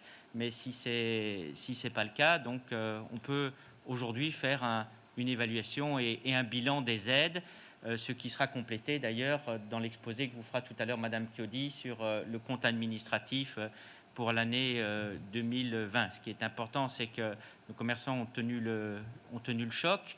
Vous n'avez pas eu de fermeture importante de commerce à ma connaissance, et vous avez eu même des nouvelles ouvertures. Donc c'est-à-dire des gens qui ont investi dans cette période compliquée. La vacance commerciale, elle continue à légèrement baisser. Je me tourne vers M. Isepi qui me le confirme. Donc tout ça, c'est une dynamique positive, et le réaménagement du bord de mer, les grands travaux qu'on va faire, en les faisant évidemment en concertation avec les commerçants, eh bien, devrait faire que nous puissions tous garder la tête au-dessus de l'eau. Alors, y a-t-il des observations? Non, tout le monde est d'accord. Donc, c'est adopté à l'unanimité. Je vous en remercie. Monsieur Sabi. Merci, Monsieur le maire. Bonjour à tous. La délibération concerne en fait une valorisation des certificats d'économie d'énergie dans le cadre d'une convention entre l'Agence de rénovation énergétique Varest, la REV, et le fournisseur historique qui est EDF. Alors, ce groupement d'intérêt public, la REV, couvre le territoire des 3 EPCI suivants: Estérel Côte d'Azur Agglomération, la Dracénie Provence-Verdon Agglomération et la communauté de communes des Pays de Fayence. Il y a une convention qui a été signée avec l'opérateur historique EDF permettant aux collectivités de l'Est-Var de bénéficier d'une offre de rachat de certificats d'économie d'énergie qu'elle génère. Donc, par rapport à cette offre, sans exclusivité ni obligation, la REV devient mandataire gratuit de la collectivité afin de réaliser le dossier de valorisation de ces certificats. La collectivité s'engage, elle, à désigner un représentant en la personne de M. Maxime Grillet, adjoint au maire, assisté d'un référent technique de la collectivité. Il sera chargé d'échanger avec M. Julien Lian, directeur technique de la REV, afin de lui transmettre à chaque projet les pièces justificatives nécessaires à l'obtention des certificats. L'offre de rachat qui est donc proposée dans la convention entre la REV et EDF, alors c'est là où il y a une erreur dans la délibération, parce qu'elle s'est établie à 6,20 € par kilowattheure. En fait, la convention prévoit 6,20 € par mégawattheure. Donc, il faudrait qu'on rectifie la délibération. Je viens de m'en apercevoir au dernier moment, puisque... c'est pas du tout la même chose. Oui, c'est 1000 fois moins. Donc, il y aura lieu de rectifier, en fait, cette offre de rachat qui est de 6,20 € par mégawattheure CUMAC. Bon, ça, c'est une formule, en fait, qui correspond à l'économie d'énergie qu'on veut faire par mégawattheure. C'est donc une convention qui a été négociée par l'AREV et est proposée au même montant à chaque collectivité ressortante de l'AREV. Elle est valable pour une durée d'1 an et sera reconductible une fois. Suite à cet exposé, il est donc demandé au conseil municipal de désigner M. Maxime Grillet, adjoint au maire en qualité de représentant de la commune, et de donner mandat à M. Julien Lian, agissant en qualité de directeur technique de la REV, pour la gestion technique, juridique et administrative des éléments nécessaires à la constitution d'un dossier de demande de certificat d'économie d'énergie. Attester, enfin, que la commune fournira à la REV l'ensemble des documents nécessaires à la constitution d'un dossier de demande de certificat d'économie d'énergie, la REV se chargeant de les transmettre à EDF. Ah ben, c'est aussi simple que la SNCF, tout ça. C'est toujours très compliqué. On a de la chance. Néanmoins, y a-t-il des observations? Non, tout le monde est d'accord. C'est utile, ça ne changera pas la face du monde, mais ça va dans le bon sens. Je vous en remercie. Donc, c'est adopté. Qui ça? Moi. Ah oui, allez. Bonsoir, monsieur le maire, bonsoir, chers collègues. C'est juste une observation qui n'a rien à voir avec l'avenant, mais en lisant l'avenant et les engagements d'EDF, en particulier sur la qualité des aménagements, je me suis déjà fait la réflexion du chantier actuellement sur le transformateur avenue Léo Lagrange. Alors, je ne sais pas si c'est EDF qui mène ce chantier ou Enedis, mais outre le fait que ce chantier est extrêmement long, pour des raisons certainement très valables, je trouve que les aménagements des abords de ce chantier sont, on va dire, pour parler simplement, assez flous. Et je souhaiterais qu'on puisse engager une action pour demander à l'opérateur d'aménager un petit peu mieux les abords de ce chantier, peut-être de les sécuriser un peu, et de rendre l'aspect visuel du chantier qui est très proche du chemin du Crapa et où se prennent beaucoup de familles et beaucoup de Raphaélois, de façon à ce que ces abords soient un peu plus esthétiques et sécurisés, si c'est possible. C'est vrai que ça ressemble plus à une favela qu'à l'entrée de chemin de randonnée. J'ai déjà eu l'occasion aussi, m'étant fait la réflexion de demander à ce qu'il y ait une démarche auprès d'EDF. Ça a été fait, Monsieur Grillet? Et alors, c'est... allumez votre micro, c'est... Suite à la réunion avec les chefs d'entreprise la semaine dernière, justement, il y a le responsable d'Enedis qui était là. Et donc j'ai abordé ce sujet et je lui ai demandé que le plus rapidement possible, il fasse le tour de tous les excavations qu'on a dans la ville, de manière à remettre correctement en place tout ce qui est la signalisation, enfin toutes les barrières, aussi réactualiser les arrêtés, puisqu'il y a les arrêtés qui sont devenus illisibles depuis des mois, et que ça soit fait. Donc il s'est engagé à faire le nécessaire. C'est tous les problèmes de ces entreprises autrefois publiques et ayant à gérer aussi des services publics mais mis dans le domaine de la concurrence. Ils ont gardé le plus mauvais du public sans prendre le meilleur du privé. Donc on se retrouve assez souvent avec des situations comme ça et des problèmes d'interlocuteurs. Vous avez remarqué ces dernières semaines qu'on a parfois passé beaucoup de temps dans des travaux et dans des embouteillages que chacun a pu subir. Tout ceci parce que vous avez aussi une coordination défaillante où chacun de ces grands opérateurs décide un peu quand il veut. Donc là aussi, une réunion, je vous remercie de l'avoir organisée en rappelant que nous ferons une surveillance accrue avant de donner des autorisations sur des travaux, notamment par rapport à l'impact que ça peut avoir pour la circulation. Il est totalement inadmissible que le vendredi soir, vous ayez encore des chantiers qui ne soient pas encore déménagés et des routes avec des feux qui sont maintenus, alors qu'il suffit d'avoir un petit peu de rangement. Donc j'ai demandé à ce qu'il y ait une action aussi déterminée à l'encontre de ces opérateurs, Enedis, EDF et Orange ou France Télécom. Enfin bon, on les connaît tous, mais il faut faire attention parce que comme ils confèrent aussi ça à des sous-traitants, donc ils n'ont plus toujours la maîtrise et le suivi. Et le problème, c'est que vous n'avez jamais personne qui est responsable, encore une fois, dans cette histoire. Tout le monde se rejette la balle. Donc j'ai demandé à ce qu'il y ait une attention toute particulière et qu'on en tire des conséquences. Et notamment sur cet endroit, on ne peut pas laisser une image aussi dégradée. Je rejoins totalement votre observation. D'ailleurs, je demanderai qu'au prochain conseil municipal, je demanderai au directeur général des services, vous nous fassiez délibérer de manière claire et précise sur l'ensemble de ces problèmes que nous venons de relever, parce qu'il est important qu'il puisse y avoir un suivi des élus sur ces problématiques et que ça ne demeure pas simplement des incantations ou l'expression d'un mécontentement. Donc vous aurez l'occasion d'en délibérer avec un suivi. Y a-t-il d'autres observations? Tout le monde est d'accord, donc c'est adopté à l'unanimité. Je vous en remercie. Vous mettrez la mention au procès-verbal sur la prochaine délibération concernant l'ensemble de ces opérateurs. Délibération suivante, Madame Chiodi. Oui, merci Monsieur le maire. Bonsoir à tous. C'est une délibération beaucoup plus simple. Il vous est proposé d'approuver la destruction d'une rampe lumineuse Ultra Vistra acquise le 22 février 2013 qui était dédiée à la police municipale. Et bien évidemment, vous êtes invité à la retirer de l'inventaire communal et d'autoriser Monsieur le maire à signer tout acte afférent à cette délibération. Bon, merci. Donc c'est adopté à l'unanimité. Délibération suivante. Madame Auteur. Merci, Monsieur le maire. Bonsoir à tous.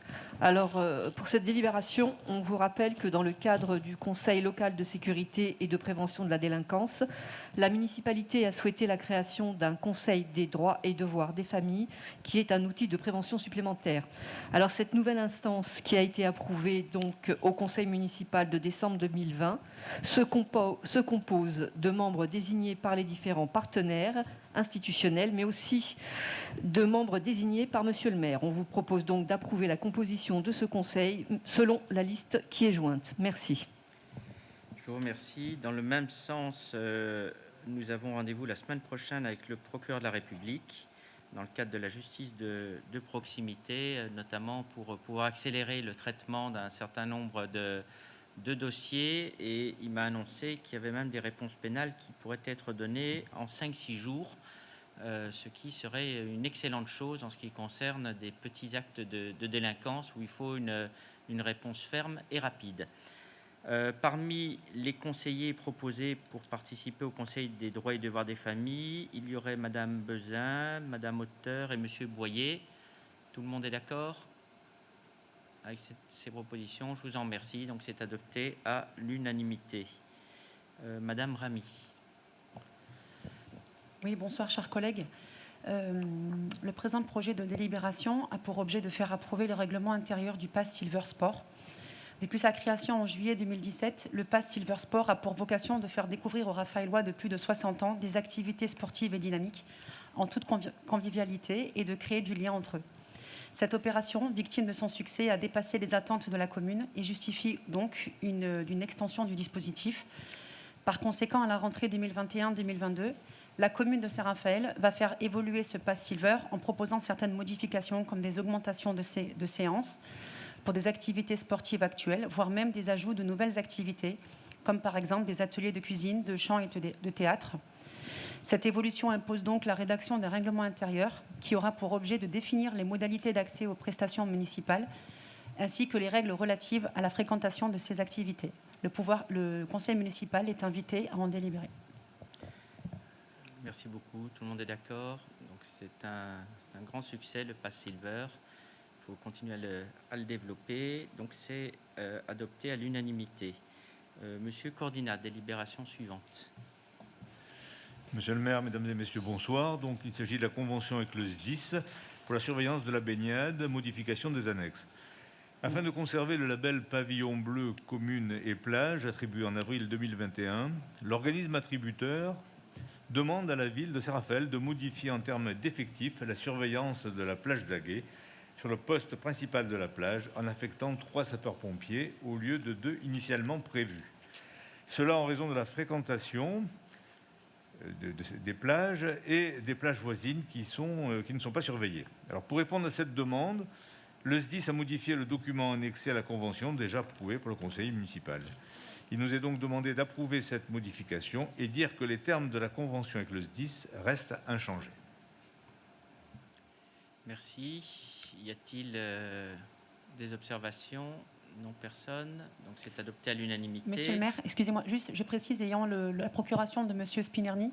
Oui. Monsieur Spinnerny ne va pas participer au vote, du coup. Oui, d'accord. Voilà, je le précise. Donc sous cette réserve-là, c'est adopté à l'unanimité. Madame Ramy, délibération suivante. Oui. Alors, pour la saison estivale 2021, le poste de secours du VEA sera pris en charge par les CRS nageurs sauveteurs du 2 juillet au 29 août inclus. L'hébergement, la restauration et le transport des 4 fonctionnaires sont à la charge de la commune. Il y a donc lieu d'approuver les dépenses liées à cette mission et d'autoriser monsieur le maire à signer les documents contractuels. Merci beaucoup. Ça, c'est aussi pour montrer à chacun que rien n'est gratuit. C'est-à-dire que lorsque nous avons la présence des CRS ménageurs sauveteurs, il y a un coût pour la ville, tout comme la présence des pompiers sur la plage. Tout ça, c'est un coût pour la ville. Donc on a des factures et nous payons. Donc quand parfois vous avez certaines défaillances, ça ne vient pas non plus. Nous le demandons et nous réglons. Donc ça, il faut bien comprendre comment ça marche. Donc tout le monde est d'accord, je suppose, avec cette délibération. Donc c'est adopté aussi à l'unanimité. Monsieur Boyer. Merci, monsieur le maire. Mes chers collègues, bonsoir. Nous vous proposons d'adopter la modification de la convention de séjour de ski à Vars. Les séjours de ski à Vars, initialement prévus au mois de février 2021, n'ont pas pu se dérouler en raison de la crise sanitaire de la Covid-19. Donc, il a lieu de prévoir le report de ces séjours à l'hiver 2022. Le projet de délibération, par délibération de 22 octobre 2020, le conseil municipal avait approuvé l'organisation pendant les vacances scolaires de février 2021 de 2 séjours de ski à Vars dans les Hautes-Alpes. Ces 2 séjours devaient se dérouler du 20 février 2021 au 27 février 2021 pour 43 enfants encadrés par un directeur et 7 animateurs, du 27 février 2021 au 6 mars 2021 pour 43 enfants encadrés par un directeur et 7 animateurs. L'hébergement a lieu en pension complète et il est organisé par l'Audelvar dans le centre de vacances Les Carlines situé à Vars. La dépense prévisionnelle d'un séjour avait été évaluée à 40 000 €. Cette somme comprenait l'hébergement, les transports, le matériel, les forfaits de remontée mécanique ainsi que l'encadrement. Ces prix pouvaient être modifiés selon le nombre d'enfants accueillis et selon les prestations fournies sur place. Conformément au décret numéro 20 020, 1310 du 29 octobre 2020 prescrivant les mesures générales nécessaires pour faire face à l'épidémie du Covid-19 dans le cadre de l'état d'urgence sanitaire qui fixe les modalités de fonctionnement des accueils collectifs de mineurs. Ces 2 séjours n'ont pas pu se dérouler. Il est donc proposé de reporter ces 2 séjours de ski à l'hiver 2022. Les 2 séjours initiaux ont fait l'objet de conventions qu'il convient aujourd'hui de modifier par avenant. Les avenants sont joints en annexe afin de formaliser les conditions de transport. Donc, le conseil municipal est invité à approuver les termes des conventions modifiant les 2 séjours de vacances, autoriser monsieur le maire à signer les dites conventions et tout acte afférent à la mise en œuvre de la présence, et dire que les dépenses et les recettes liées à cette opération feront l'objet des inscriptions budgétaires correspondantes. Merci beaucoup. Donc tout le monde est d'accord, c'est adopté à l'unanimité. Monsieur Grillet, on vous a demandé de remplacer à pied levé Madame Lombard, pour qui on a une petite pensée.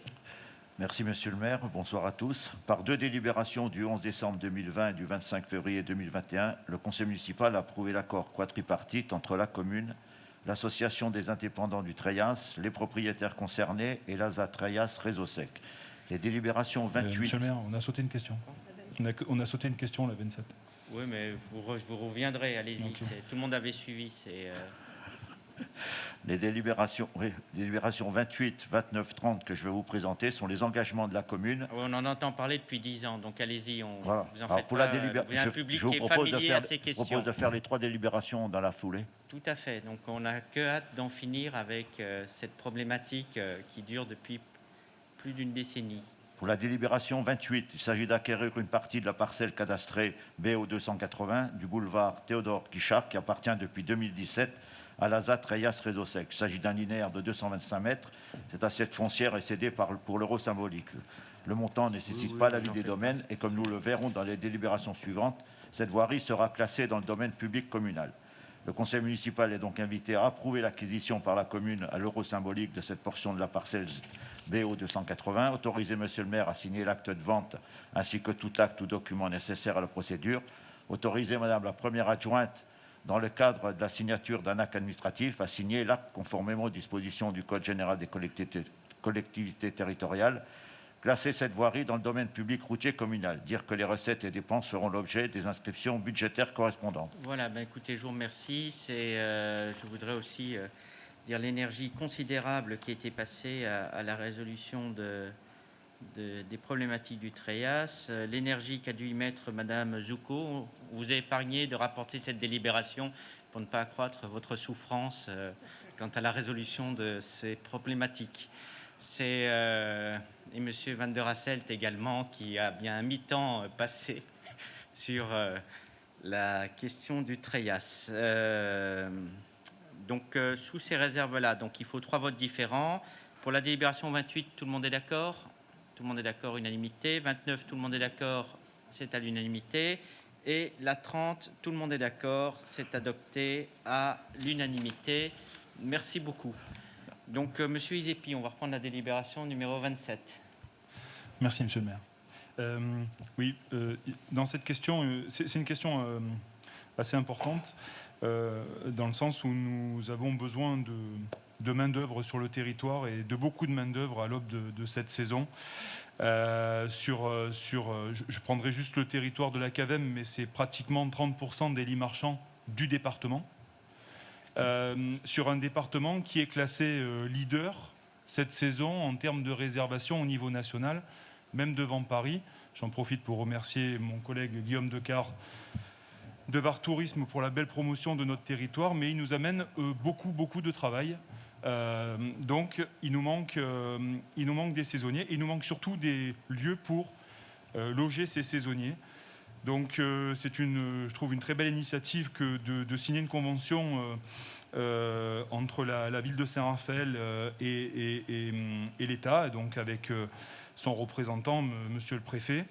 Il y a une étude qui a été menée, c'est une étude obligatoire puisque nous sommes station classée, donc station classée tourisme, donc c'est une étude obligatoire, la société Mercat du groupe Citadia qui a fait cette étude, avec des fiches actions, un engagement des 2 parties pour les saisons à venir à essayer d'améliorer sur notre territoire le logement de 250 saisonniers qui manquent de logement aujourd'hui. Donc à savoir qu'il y a plus de 1000 saisonniers sur notre secteur. Bon, certains sont de Saint-Raphaël, d'autres de l'agglomération. On essaye aussi, et là je parle en tant que vice-président au transport, d'avoir aussi des facilités de transport toute la saison, d'intensifier les transports avec des amplitudes horaires plus importantes pour pouvoir desservir aussi tous ces lieux. Mais il y a un manque important de logements saisonniers. On sait très bien notre territoire, en saison, du petit appartement à la grande maison, c'est loué sur des courtes durées, en non meublé, ou alors ce sont des résidences principales. Et finalement, on se retrouve avec une pénurie de main-d'œuvre. C'est ce qui nous arrive cette saison. Donc voilà, je trouve que cette convention est une très bonne initiative. Vous avez les fiches actions qui sont insérées à l'intérieur, l'analyse avec le club des hôteliers, avec qui nous avons lié un très bon partenariat. On échange, si ce n'est pas hebdomadaire, c'est mensuel au minimum, avec Estérel Côte d'Azur, l'Office de tourisme de Saint-Raphaël et sa directrice Sandrine Legendre, mais aussi avec notre directeur général des services qui est là derrière moi. Voilà, on essaye de travailler au mieux pour accompagner toutes ces personnes qui ont besoin d'employés toute la saison et de saisonniers. Donc il va falloir trouver des solutions.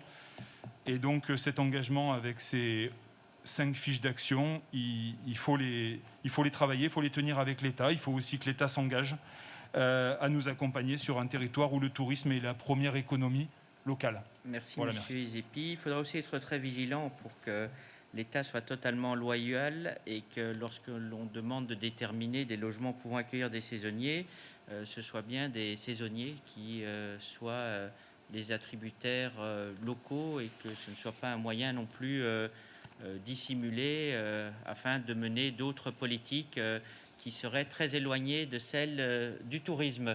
Donc il faut qu'on soit vigilant aussi dans l'application et que cela demeure bien une convention pour l'accueil de saisonniers.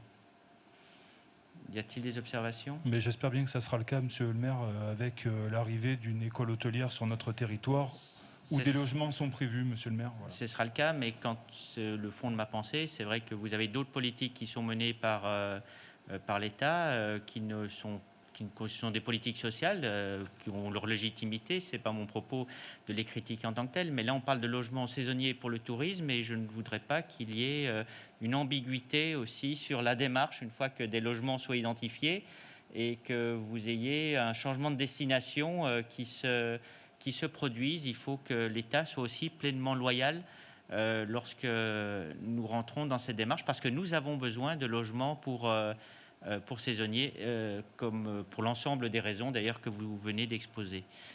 Y a-t-il des observations? Oui, monsieur Decart.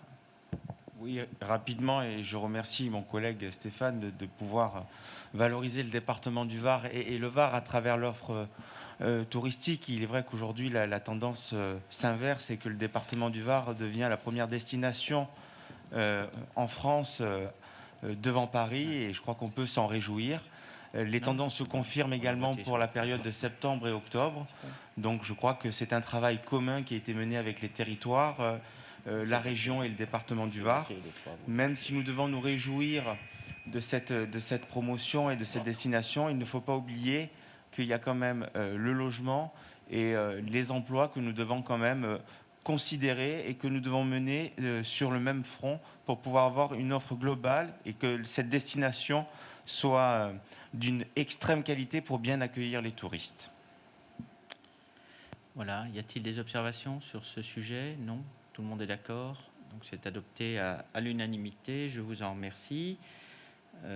Nous reprenons donc le cours des délibérations avec la délibération numéro 31, puisque M. Grillet avait rapporté les 3 délibérations de Mme Lombard et vous vous êtes prononcé sur ce sujet. Donc, délibération 31 sur la prolongation de la durée des concessions de plage. Par arrêté préfectoral du 15 janvier 2009, l'État a accordé à la commune la concession de ces plages naturelles pour une durée de 12 ans. Je rappelle plage du Veillat, Boulouris, Dramont, Caplon et La Baumette. La concession est arrivée à échéance le 31 décembre 2020. Une prolongation pour une durée de 1 an a été accordée par Monsieur le Préfet.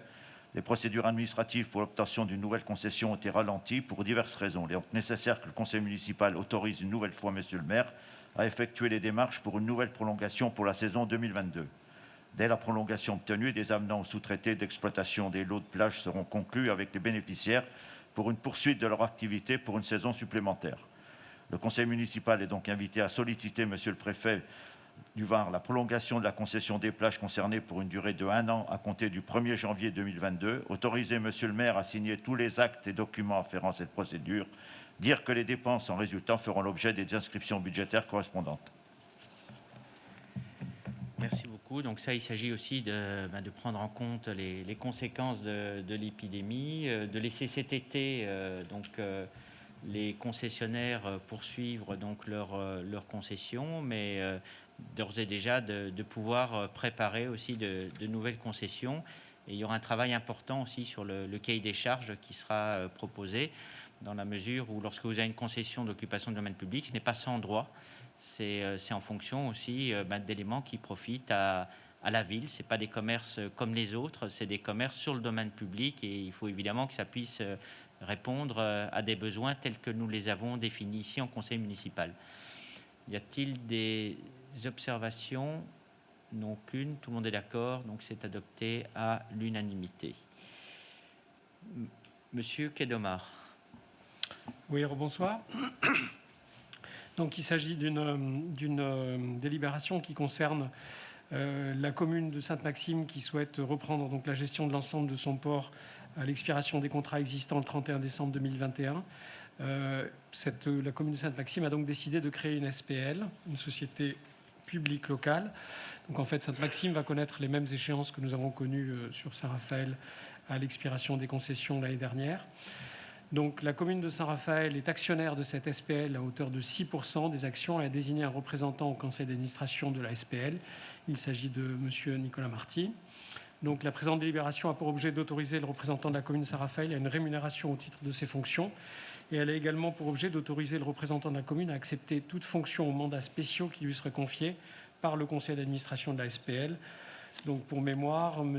Nicolas Marty, représentant de la commune de Saint-Raphaël au conseil d'administration de la SPL, il s'agit de l'autoriser à percevoir au titre de ses fonctions une rémunération sous forme de jeton de présence fixé à 100 € par représentant et par séance du conseil d'administration dans la limite de 400 € annuels, et de l'autoriser à accepter toute fonction ainsi que tout mandat spéciaux qui pourraient lui être confiés par le conseil d'administration de la SPL Sud Plaisance ou par son président. Voilà. Y a-t-il des observations? Pas d'observations. Je suppose que tout le monde est d'accord. Donc, bon travail, Monsieur Marty. C'est un projet intéressant avec Sainte-Maxime, donc qui devra en mener d'autres à titre de réciprocité. Donc, il faut qu'on multiplie les échanges qu'on a aussi avec les autres communes et communautés de l'Est-Var. C'est afin de pouvoir mener des projets en commun. Donc, c'est adopté à l'unanimité. Ensuite, nous allons commencer une série de... Ah non, pas encore. Il s'agit de délibérations concernant le personnel. Donc, Madame Chiodi. Alors, par cette délibération, il s'agit d'approuver les termes de l'avenant numéro 1 de la convention d'adhésion au socle commun des compétences du Centre de gestion de la fonction publique territoriale du Var, tel que exposé dans le présent rapport, qui touche plus spécifiquement le remboursement des frais divers de mission. Vous êtes donc invité. Merci. Tout le monde est d'accord? C'est adopté à l'unanimité. Délibération suivante, on peut faire court sur toutes ces délibérations.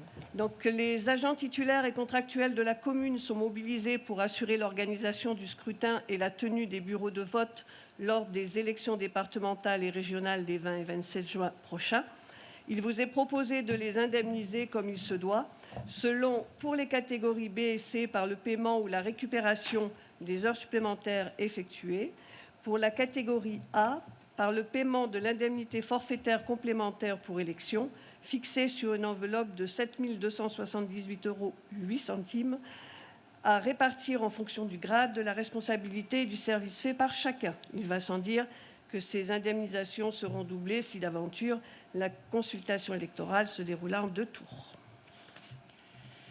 Oui, donc j'en profite pour dire que ce sera quand même une lourde consultation dans la mesure où vous avez 2 scrutins en même temps. Vous avez tout un dispositif sanitaire qui encadre également l'organisation de ce scrutin. Vous aurez 2 dépouillements aussi.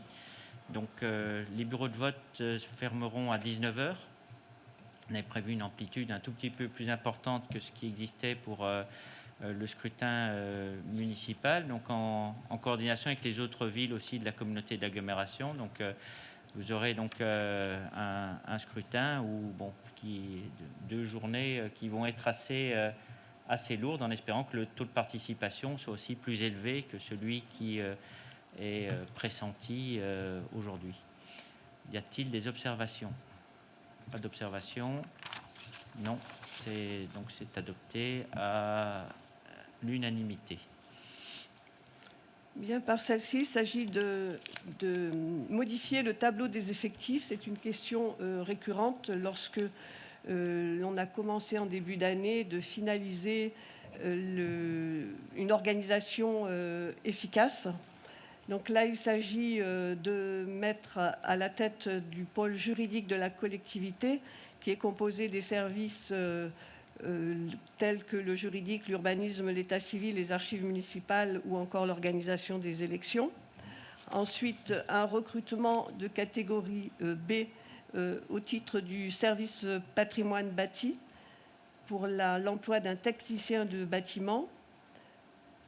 Évidemment, il faut que l'agent recruté puisse bien justifier de ses connaissances. Ensuite, par délibération, nous avons créé le poste d'un directeur de police municipale. On prévoit d'ouvrir un poste de directeur principal de police municipale pour l'avenir. Et ensuite, nous avons créé des emplois non permanents administratifs et techniques à hauteur de 20 agents. Nous allons en recréer 10 puisque on change un peu notre tactique, entre guillemets. Nous n'embaucherons pas directement des agents en tant que stagiaires puis titulaires. Nous les embauchons sous forme de contrat, pouvant aller jusqu'à 2 ans. Donc, comme on doit être réactif quant au remplacement liés à des absences pour maladie, accident ou autre, nous avons cette petite enveloppe qui n'est pas utilisée, évidemment, au gré des demandes. Hein, voilà. Donc, on vous demande de valider. Y a-t-il des observations? Pas d'observation, c'est adopté à l'unanimité. Là, pour celle-ci, il s'agit d'une mutualisation de la fonction du directeur général des services techniques, conformément au pacte de gouvernance approuvé par le conseil communautaire et les conseils municipaux.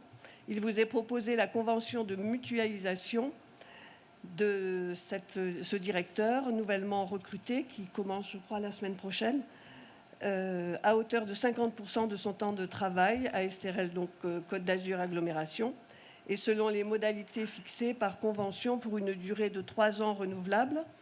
Sa mission première étant dédiée au suivi des grands projets de la mandature et d'en assurer la coordination avec les villes concernées. Là aussi, c'est logique, il ne faut pas plusieurs têtes pour pouvoir piloter les travaux, donc il sera évidemment mutualisé avec la communauté d'agglomération pour les travaux qui sont portés, et notamment ceux de bord de mer.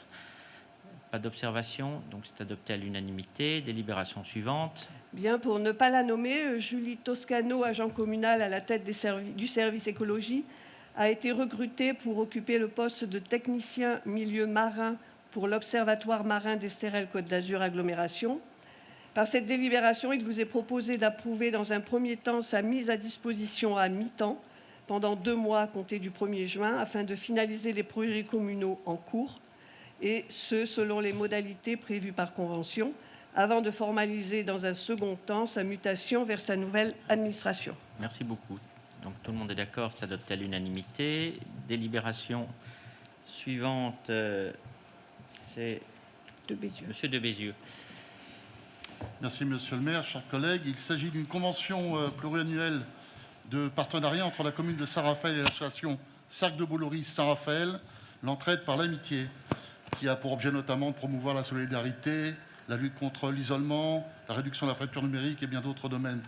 On vous demande d'approuver la convention ci-jointe et d'autoriser Monsieur le maire à la signer. Je vous remercie. Oui, donc le Cercle de Boulouris, c'est une des plus importantes associations de la ville. Je ne sais pas si c'est la plus importante aujourd'hui. Il y a toujours des variations dans les effectifs et elle a aussi comme politique la volonté de s'orienter sur un certain nombre de sujets en dehors même du loisir et de l'occupation des membres, comme la fracture numérique, l'organisation de conférences, des sujets que la ville peut aussi porter. Et donc, c'est un partenariat qui peut être intéressant et très riche. Donc, c'est la délibération qu'on vous propose. C'est une convention d'objectifs communs qui est soumise à votre délibération. Y a-t-il des observations? Pas d'observation, donc c'est adopté à l'unanimité. Délibération suivante qui concerne des associations sportives. Madame Ramy. Oui, il s'agit ici donc, il y a une subvention de 430 000 € ayant été attribuée à la société anonyme à objet sportif Saint-Raphaël Var-Handball. Il y a lieu de conclure une convention de partenariat entre cette société et la commune de Saint-Raphaël. Merci beaucoup. Tout le monde est d'accord? Donc c'est adopté à l'unanimité. Délibération suivante. Il s'agit donc ici d'évoquer l'association Golf et Tennis Club de Val-Escure propose donc d'organiser le 7 août 2021 la 25e édition du défilé d'élégance automobile dans le cadre idyllique du golf et de son trou numéro 1, ainsi qu'un tournoi de tennis labellisé par la Fédération française de tennis du 31 juillet au 14 août 2021. Afin de permettre à cette association de concrétiser ses projets, il est proposé de soutenir ses actions en attribuant 2 subventions exceptionnelles, l'une de 20 000 € et l'autre de 1 000 €. Merci beaucoup. Tout le monde est d'accord? Donc c'est adopté à l'unanimité. Délibération suivante. Conformément à la réglementation en vigueur, une convention d'objectifs est obligatoirement signée avec chaque association dès lors que le montant cumulé des subventions allouées excède la somme de 23 000 €. Par conséquent, la commune de Saint-Raphaël ayant attribué 24 500 € de subventions de fonctionnement et exceptionnelles à l'association Golf et Tennis Club de Val-Escure, il y a lieu donc de conclure une telle convention. Tout le monde est d'accord. Donc c'est adopté à l'unanimité. Cette année, la Société des Joutes Je raphaéloises... rappellerai que dans les objectifs, il y a de vrais objectifs qui sont vérifiés également autour de la jeunesse, autour également de l'inclusion des personnes qui n'ont pas d'autonomie ou qui souffrent de handicap. Donc tout ça, c'est une volonté aussi. Donc ces objectifs, il faudra également veiller à ce qu'il y ait un compte-rendu peut-être qui soit fait chaque année lorsqu'on aura rapporté des délibérations sur les subventions. Je souhaiterais, notamment Monsieur le Directeur Général des Services, et vous pouvez le noter, qu'il y ait un rapport qui soit fait sur la réalisation des objectifs tels qu'ils ont été définis. Donc ça nous permettra aussi d'avoir un meilleur suivi.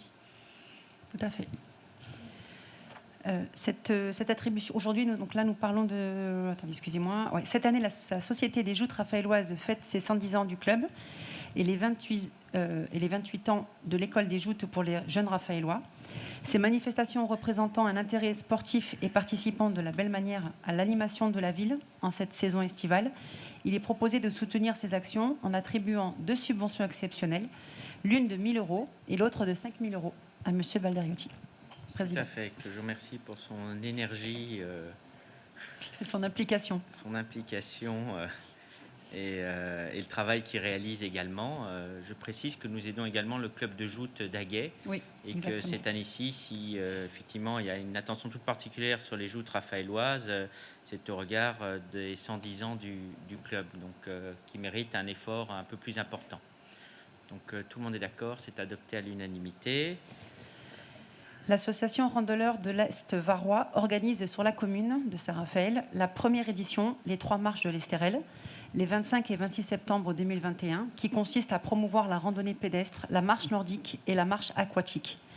Afin d'équilibrer les dépenses de cette première édition qui va animer de belle manière la commune de Saint-Raphaël et le quartier d'Aguet, Il est proposé d'attribuer à l'association une subvention de 3 500 €. Oui, c'est une association, c'est des associations qui étaient relativement peu aidées par le passé. Oui. Ils organisent des événements, donc c'est une façon aussi de leur permettre, à prix, voilà, sans être de leur poche, si ils me permettent cette expression, de pouvoir aussi mener des événements importants. Tout le monde est d'accord, donc c'est adopté à l'unanimité. Monsieur Decart, excusez-moi. Oui, c'est une demande de subvention exceptionnelle à hauteur de 5 750 € pour Accès Seine et c'est dans le cadre de l'organisation de son concours national de chant Les Cigales de Saint-Raphaël. Tout le monde est d'accord, c'est adopté à l'unanimité. Monsieur Decart. Et là, c'est une demande de subvention pour un très beau festival à hauteur de 2 000 € pour l'association Hors les Murs et c'est le Krebs fait son land art. Oui, je tiens à mettre en avant aussi le développement des fresques que nous avons sur beaucoup de murs pignons qui étaient tout à fait une esthétique dans la ville et qui permet donc d'attirer le regard et de redonner un peu d'esthétique aussi à des endroits qui méritaient effectivement d'être mieux valorisés. Donc je vous remercie de cette action que vous menez depuis plusieurs années. Donc tout le monde est d'accord ? C'est adopté à l'unanimité. Madame Zouko. Oui, merci Monsieur le maire. Bonsoir à tous. Il s'agit de l'attribution d'une subvention exceptionnelle en faveur de l'association Antéor hier et aujourd'hui. Cette association a pour l'objet la connaissance et la valorisation du quartier d'Antéor. Elle souhaite optimiser le site internet de ce quartier ouvert et qui sera ouvert à tous les utilisateurs du web gratuitement. Il développera notamment l'accès au recueil d'informations relatives à l'histoire du quartier d'Antéor et son environnement, ainsi que l'édition de documents de tout type et l'organisation de rencontres.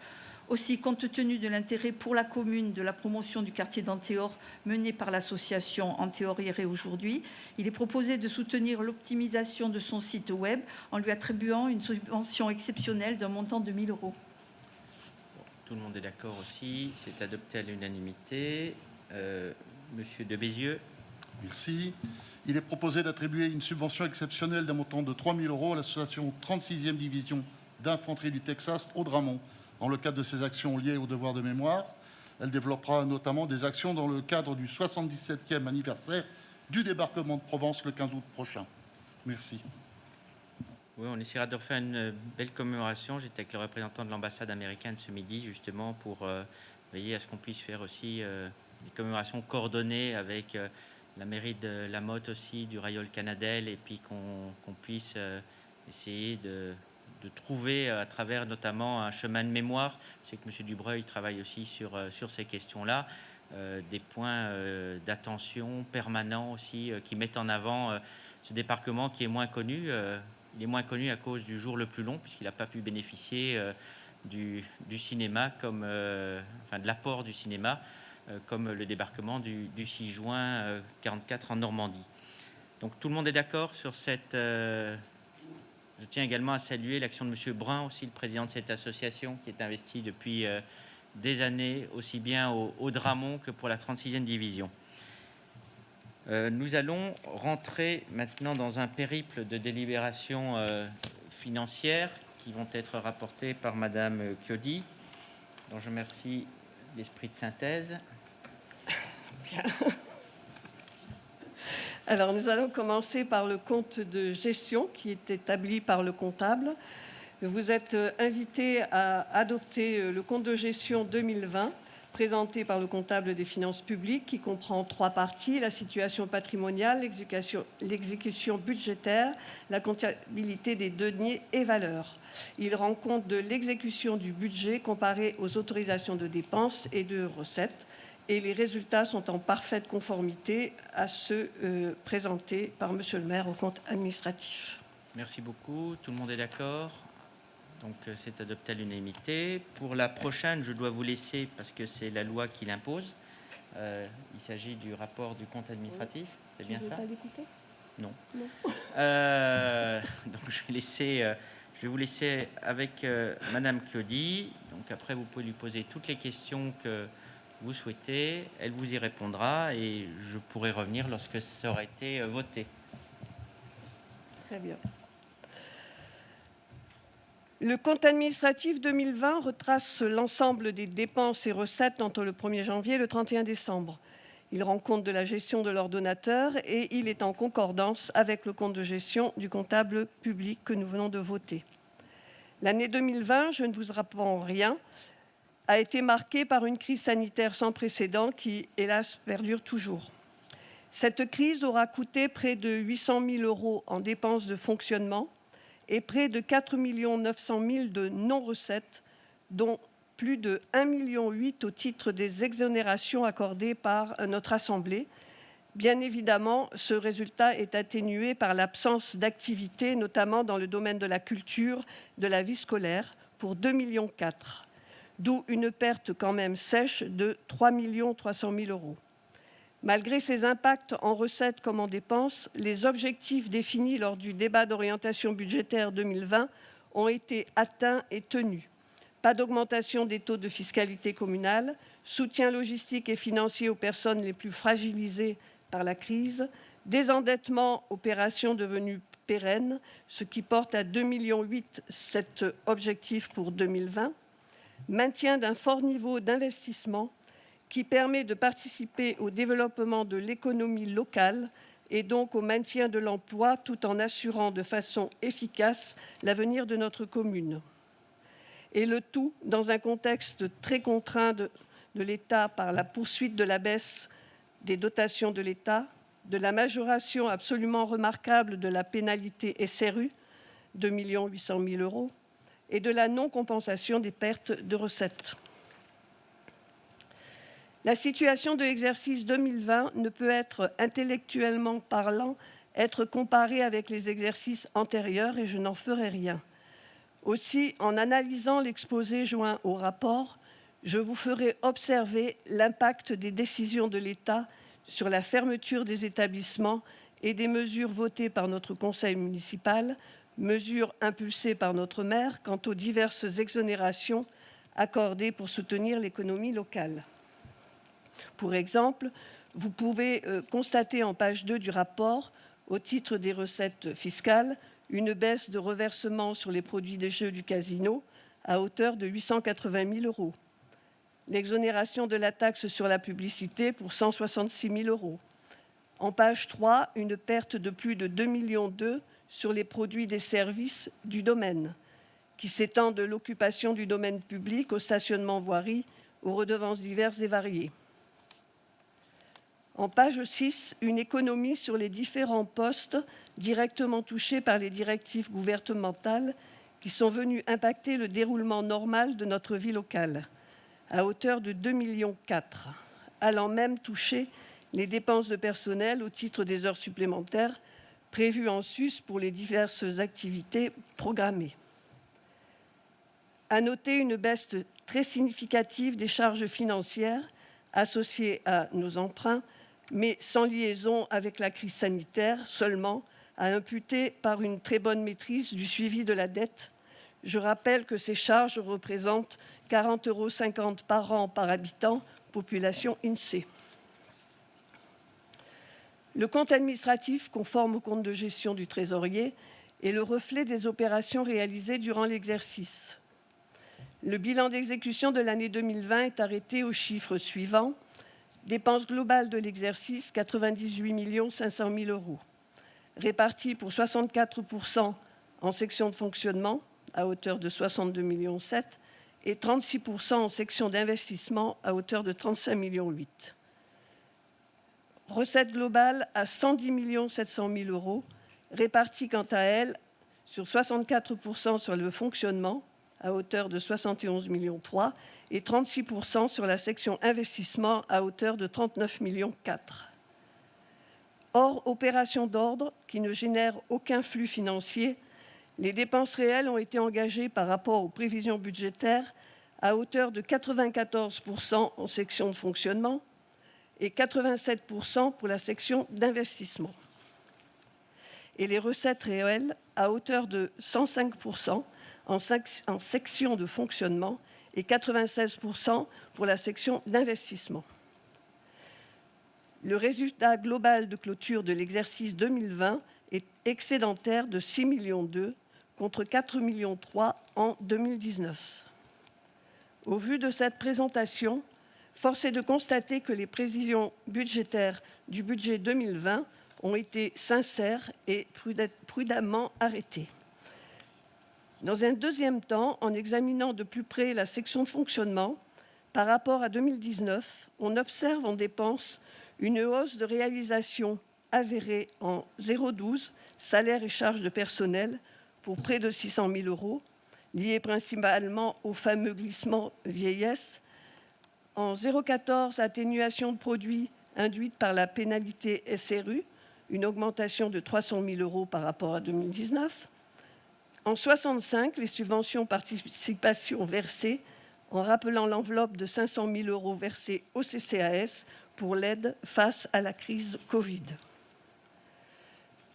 Cette hausse est compensée pour cette partie par une maîtrise affirmée des dépenses de gestion des services, mot-clé de notre maire, gravé en lettres d'or, tout en assurant toujours et encore la qualité de vie des Raphaélois, avec toujours et encore le développement d'un service public de qualité aux besoins croissants de la population dans tous les domaines d'activité, culture, éducation, jeunesse, sport, solidarité, insertion, relations à l'usager, soutien à la vie associative.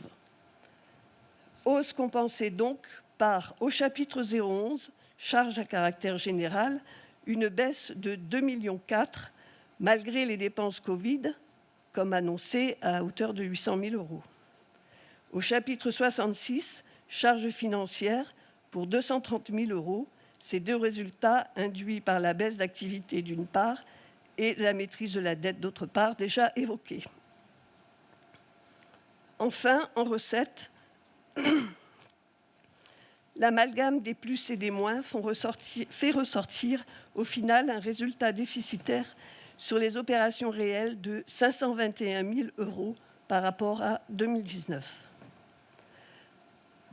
Toutes ces considérations explorées aboutissent certes à un résultat de l'exercice 2020 en section de fonctionnement de 1 225 000 euros contre 3 707 000 en 2019, mais cumulé aux résultats antérieurs reportés, affiche un résultat de clôture de 8 568 000 euros contre 8 900 000 euros en 2019.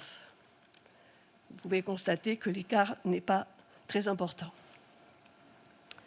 Quant à la section d'investissement, l'impact de la crise s'est révélé plus doux puisque le résultat de clôture est excédentaire à hauteur de près de 3 600 000 euros contre moins 1,6 million en 2019.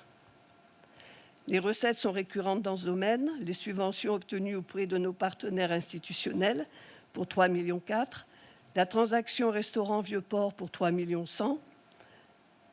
au titre des recettes dites financières, fonds de compensation TVA, taxe urbanisme pour 3,3 millions, un emprunt de 6 millions, montant inférieur au remboursement du capital de la dette qui est de 7 millions.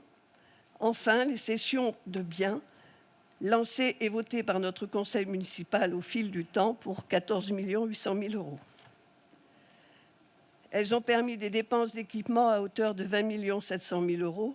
1,5 million sont dédiés aux travaux d'aménagement, des services urbains, réseau pluvial, éclairage public. 10,6 millions aux travaux urbains de voirie, espaces verts, cimetières. 3,5 millions pour l'environnement, les inondations. 3,1 millions pour les bâtiments communaux.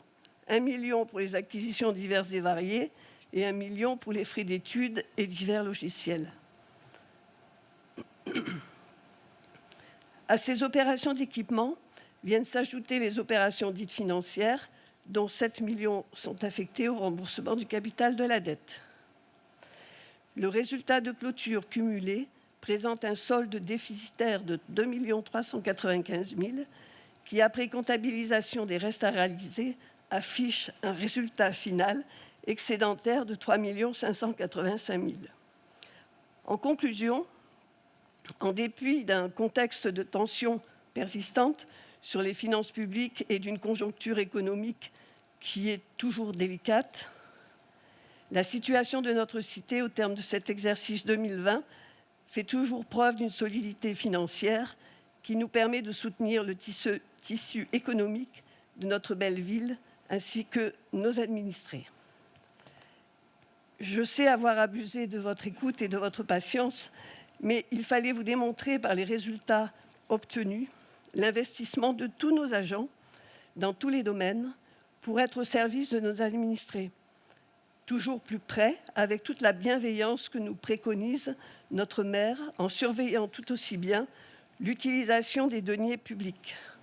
Et je puis vous assurer que peu de collectivités soient arrivées à ces résultats. Je vous remercie et vous prie de m'excuser pour la voix.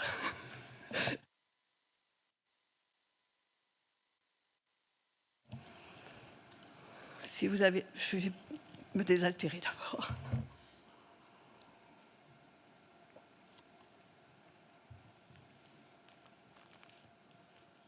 Si vous avez des questions. Oui, j'aurais une question. Dans les recettes d'investissement, vous avez parlé de la transaction du Vieux-Port. De quoi s'agit-il? Non, du restaurant. Du restaurant du Vieux-Port, oui. Oui. De quoi s'agit-il? Bien, le restaurant, le seul qu'il y a sur le Vieux-Port. Oui.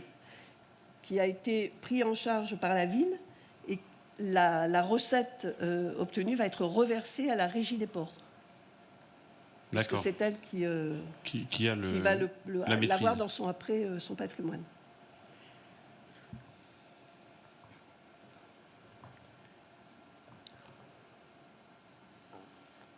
C'est bon? Ben, nous allons procéder au vote. Qui est contre? Qui s'abstient? Donc le reste, nous avons un bon résultat. Merci. Nous allons pouvoir faire entrer Monsieur le maire.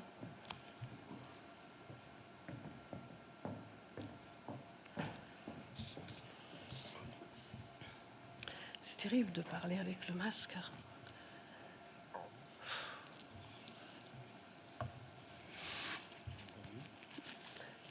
C'est bon, je vais le faire.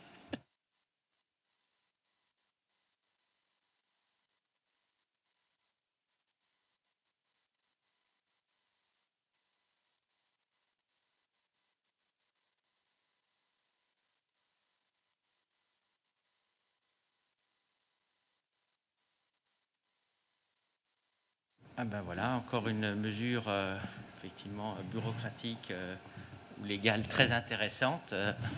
Qu'est-ce qui s'est-il passé, Madame Chiodi? Tout va bien. Tout va bien, d'accord.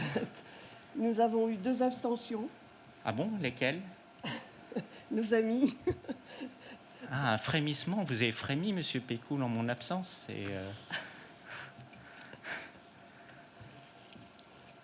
Bon. Madame Chiodi, délibération suivante. Alors là, il s'agit à présent d'affecter le résultat excédentaire 2020 de la section de fonctionnement du budget de la ville, tel que présenté dans ce rapport et qui s'arrête à 8 568 578 €, en report à nouveau dans sa totalité contre 0,02 en section de fonctionnement, résultat qui a été repris au budget primitif 2021. Merci beaucoup. Tout le monde est d'accord, donc c'est adopté à l'unanimité. C'est toi après. Oui. Monsieur Iepi. Oui, dans cette question, nous parlons de la taxe annuelle sur les friches commerciales. C'est une taxe plus incitative qu'autre chose. Cette taxation, nous l'avions décidée en 2018 sur 42 locaux différents au travers d'un périmètre qui est plutôt un périmètre centre-ville. Aujourd'hui, vous vous apercevez qu'il n'y a plus que 18 locaux taxés. Donc, c'est un travail qui est fait avec une volonté de notre cellule locaux vacants que nous avons mis en place depuis 3 ans maintenant, de pousser à la reprise et à ne pas laisser les locaux fermés et sans vie. Voilà. Donc cette taxation, elle est plus anecdotique qu'autre chose parce qu'elle rapporte 12 000 € s'il n'y a pas de demande d'exonération. Et comme il y a des demandes d'exonération, puisque il y a des paliers là-dedans, c'est-à-dire je suis fermé pour telle raison, pour une liquidation, pour des difficultés ou des choses comme ça. Mais c'est une mesure incitative qui nous a permis d'avancer et je répète, d'être aujourd'hui à 18 locaux à taxer là, dans ce périmètre qui est assez grand en centre-ville. Et entre-temps, ça nous a permis d'ouvrir et de donner la possibilité de contact entre des bailleurs et des locataires, et d'avoir à venir une épicerie zéro déchet, une autre épicerie fine autour de la Truffe qui vient d'ouvrir, une cave à bière, des bières du monde entier, ou un magasin de jouets qui vient d'ouvrir rue République, plein de choses. Et donc la réussite est plutôt... il ne faut pas voir cette taxe comme une taxe qui va pénaliser le propriétaire, mais plutôt l'inciter à louer son local. Voilà, merci. Tout à fait. Et dans certains cas, pénalisé, parce que ça concernerait des gens qui seraient dans une situation qui serait tellement confortable qu'ils peuvent se désintéresser totalement de leur patrimoine immobilier. Donc il est normal que si vous pénalisez les autres en ne voulant pas investir, parce que vous avez quand même des conditions strictes pour pouvoir être pénalisé, qu'à un moment donné, effectivement, ce soit ni la ville, ni surtout leurs voisins qui payent la note. Donc, pour ceux qui ont à le payer, malgré toutes les dérogations qu'on prévoit, oui, on peut même dire que c'est pénalisant. On l'assume. Je vous rejoins et je vous remercie, monsieur le maire, parce que vous avez pris le risque de l'appliquer. Parce qu'auparavant, on me disait non à cette position avant 2018. Donc, merci de l'avoir mise en place, puisqu'aujourd'hui, ça nous aide. En tout cas, il y a de moins en moins de locaux vacants. Et comme vous l'avez dit, on s'est aperçu que de temps en temps, certaines personnes ne savaient même pas qu'elles avaient un local à Saint-Raphaël. Voilà. Ah ben, vous voyez, il y a des gens qui ont de la chance. Bon, donc je suppose évidemment que tout le monde est d'accord. Donc c'est adopté à l'unanimité. C'est dommage même que ce ne soit pas plus élevé, l'augmentation. C'est pour des cas comme ceux-là. Délibération suivante. Oui, c'est encore Madame moi. Chiodi. Oui, la TLPE. Je rappelle que cette taxe a été mise en œuvre sur le territoire communal le 1er janvier 2009. Eu égard au contexte sanitaire, un abattement de cette taxe a été adopté pour l'année 2020 et ces montants n'ont pas été augmentés pour 2021. Aussi, il vous est proposé, conformément aux dispositions légales, de modifier les tarifs pour l'année 2022 comme selon les critères indiqués dans le rapport. Bon, tout le monde est d'accord. C'est le maintien d'une taxe et tout. Donc c'est adopté à l'unanimité. Juste, je voudrais revenir sur la... Ici, monsieur... Ah, pardon. Oui, sur la délibération précédente, je trouve que ce serait effectivement intéressant qu'on se penche sur cette question dont on a discuté hier en commission Finances et Travaux, parce que je trouve qu'effectivement, ça devrait être beaucoup plus pénalisant pour reprendre vos propos. Mais on est pris dans les seuils légaux, parce que je me rappelle que j'avais demandé que ce soit le plus pénalisant possible. On ne peut rien changer, en fait. Ah ben, malheureusement, je crois qu'on est bloqué. Mais si on pouvait, je doublerais même. Pardon ? On a appliqué le maximum. Le maximum n'est pas assez élevé. Parce qu'encore une fois, c'est des cas très particuliers. C'est des gens qui se désintéressent totalement de leur patrimoine et qui laissent en friche. Ça ne concerne pas le bailleur qui aura un locataire en liquidation judiciaire et qui se retrouverait malheureux avec des loyers impayés. Ce n'est pas du tout l'hypothèse qui est visée. Je tiens bien à le préciser. Merci. Donc, pour le budget primitif de l'Office du tourisme, Madame Chiodi. Oui. Alors, ce budget 2021 de l'Office du tourisme est alimenté, comme vous le savez, par la taxe de séjour.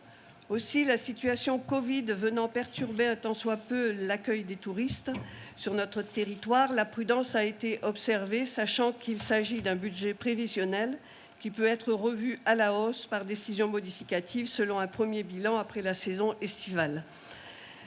Donc, il vous est demandé d'approuver les dispositions adoptées par le comité de direction de l'Office du tourisme et qui propose son budget à hauteur de, pour la section d'investissement, 14 580 € et la section de fonctionnement pour 1 97 530 €. Voilà, donc je vous inviterai à participer au lancement de la saison estivale et touristique, d'une part au forum, et d'autre part avec les professionnels du tourisme, justement pour pouvoir échanger et partager sur ce lancement de cette saison que nous espérons la plus dynamique possible.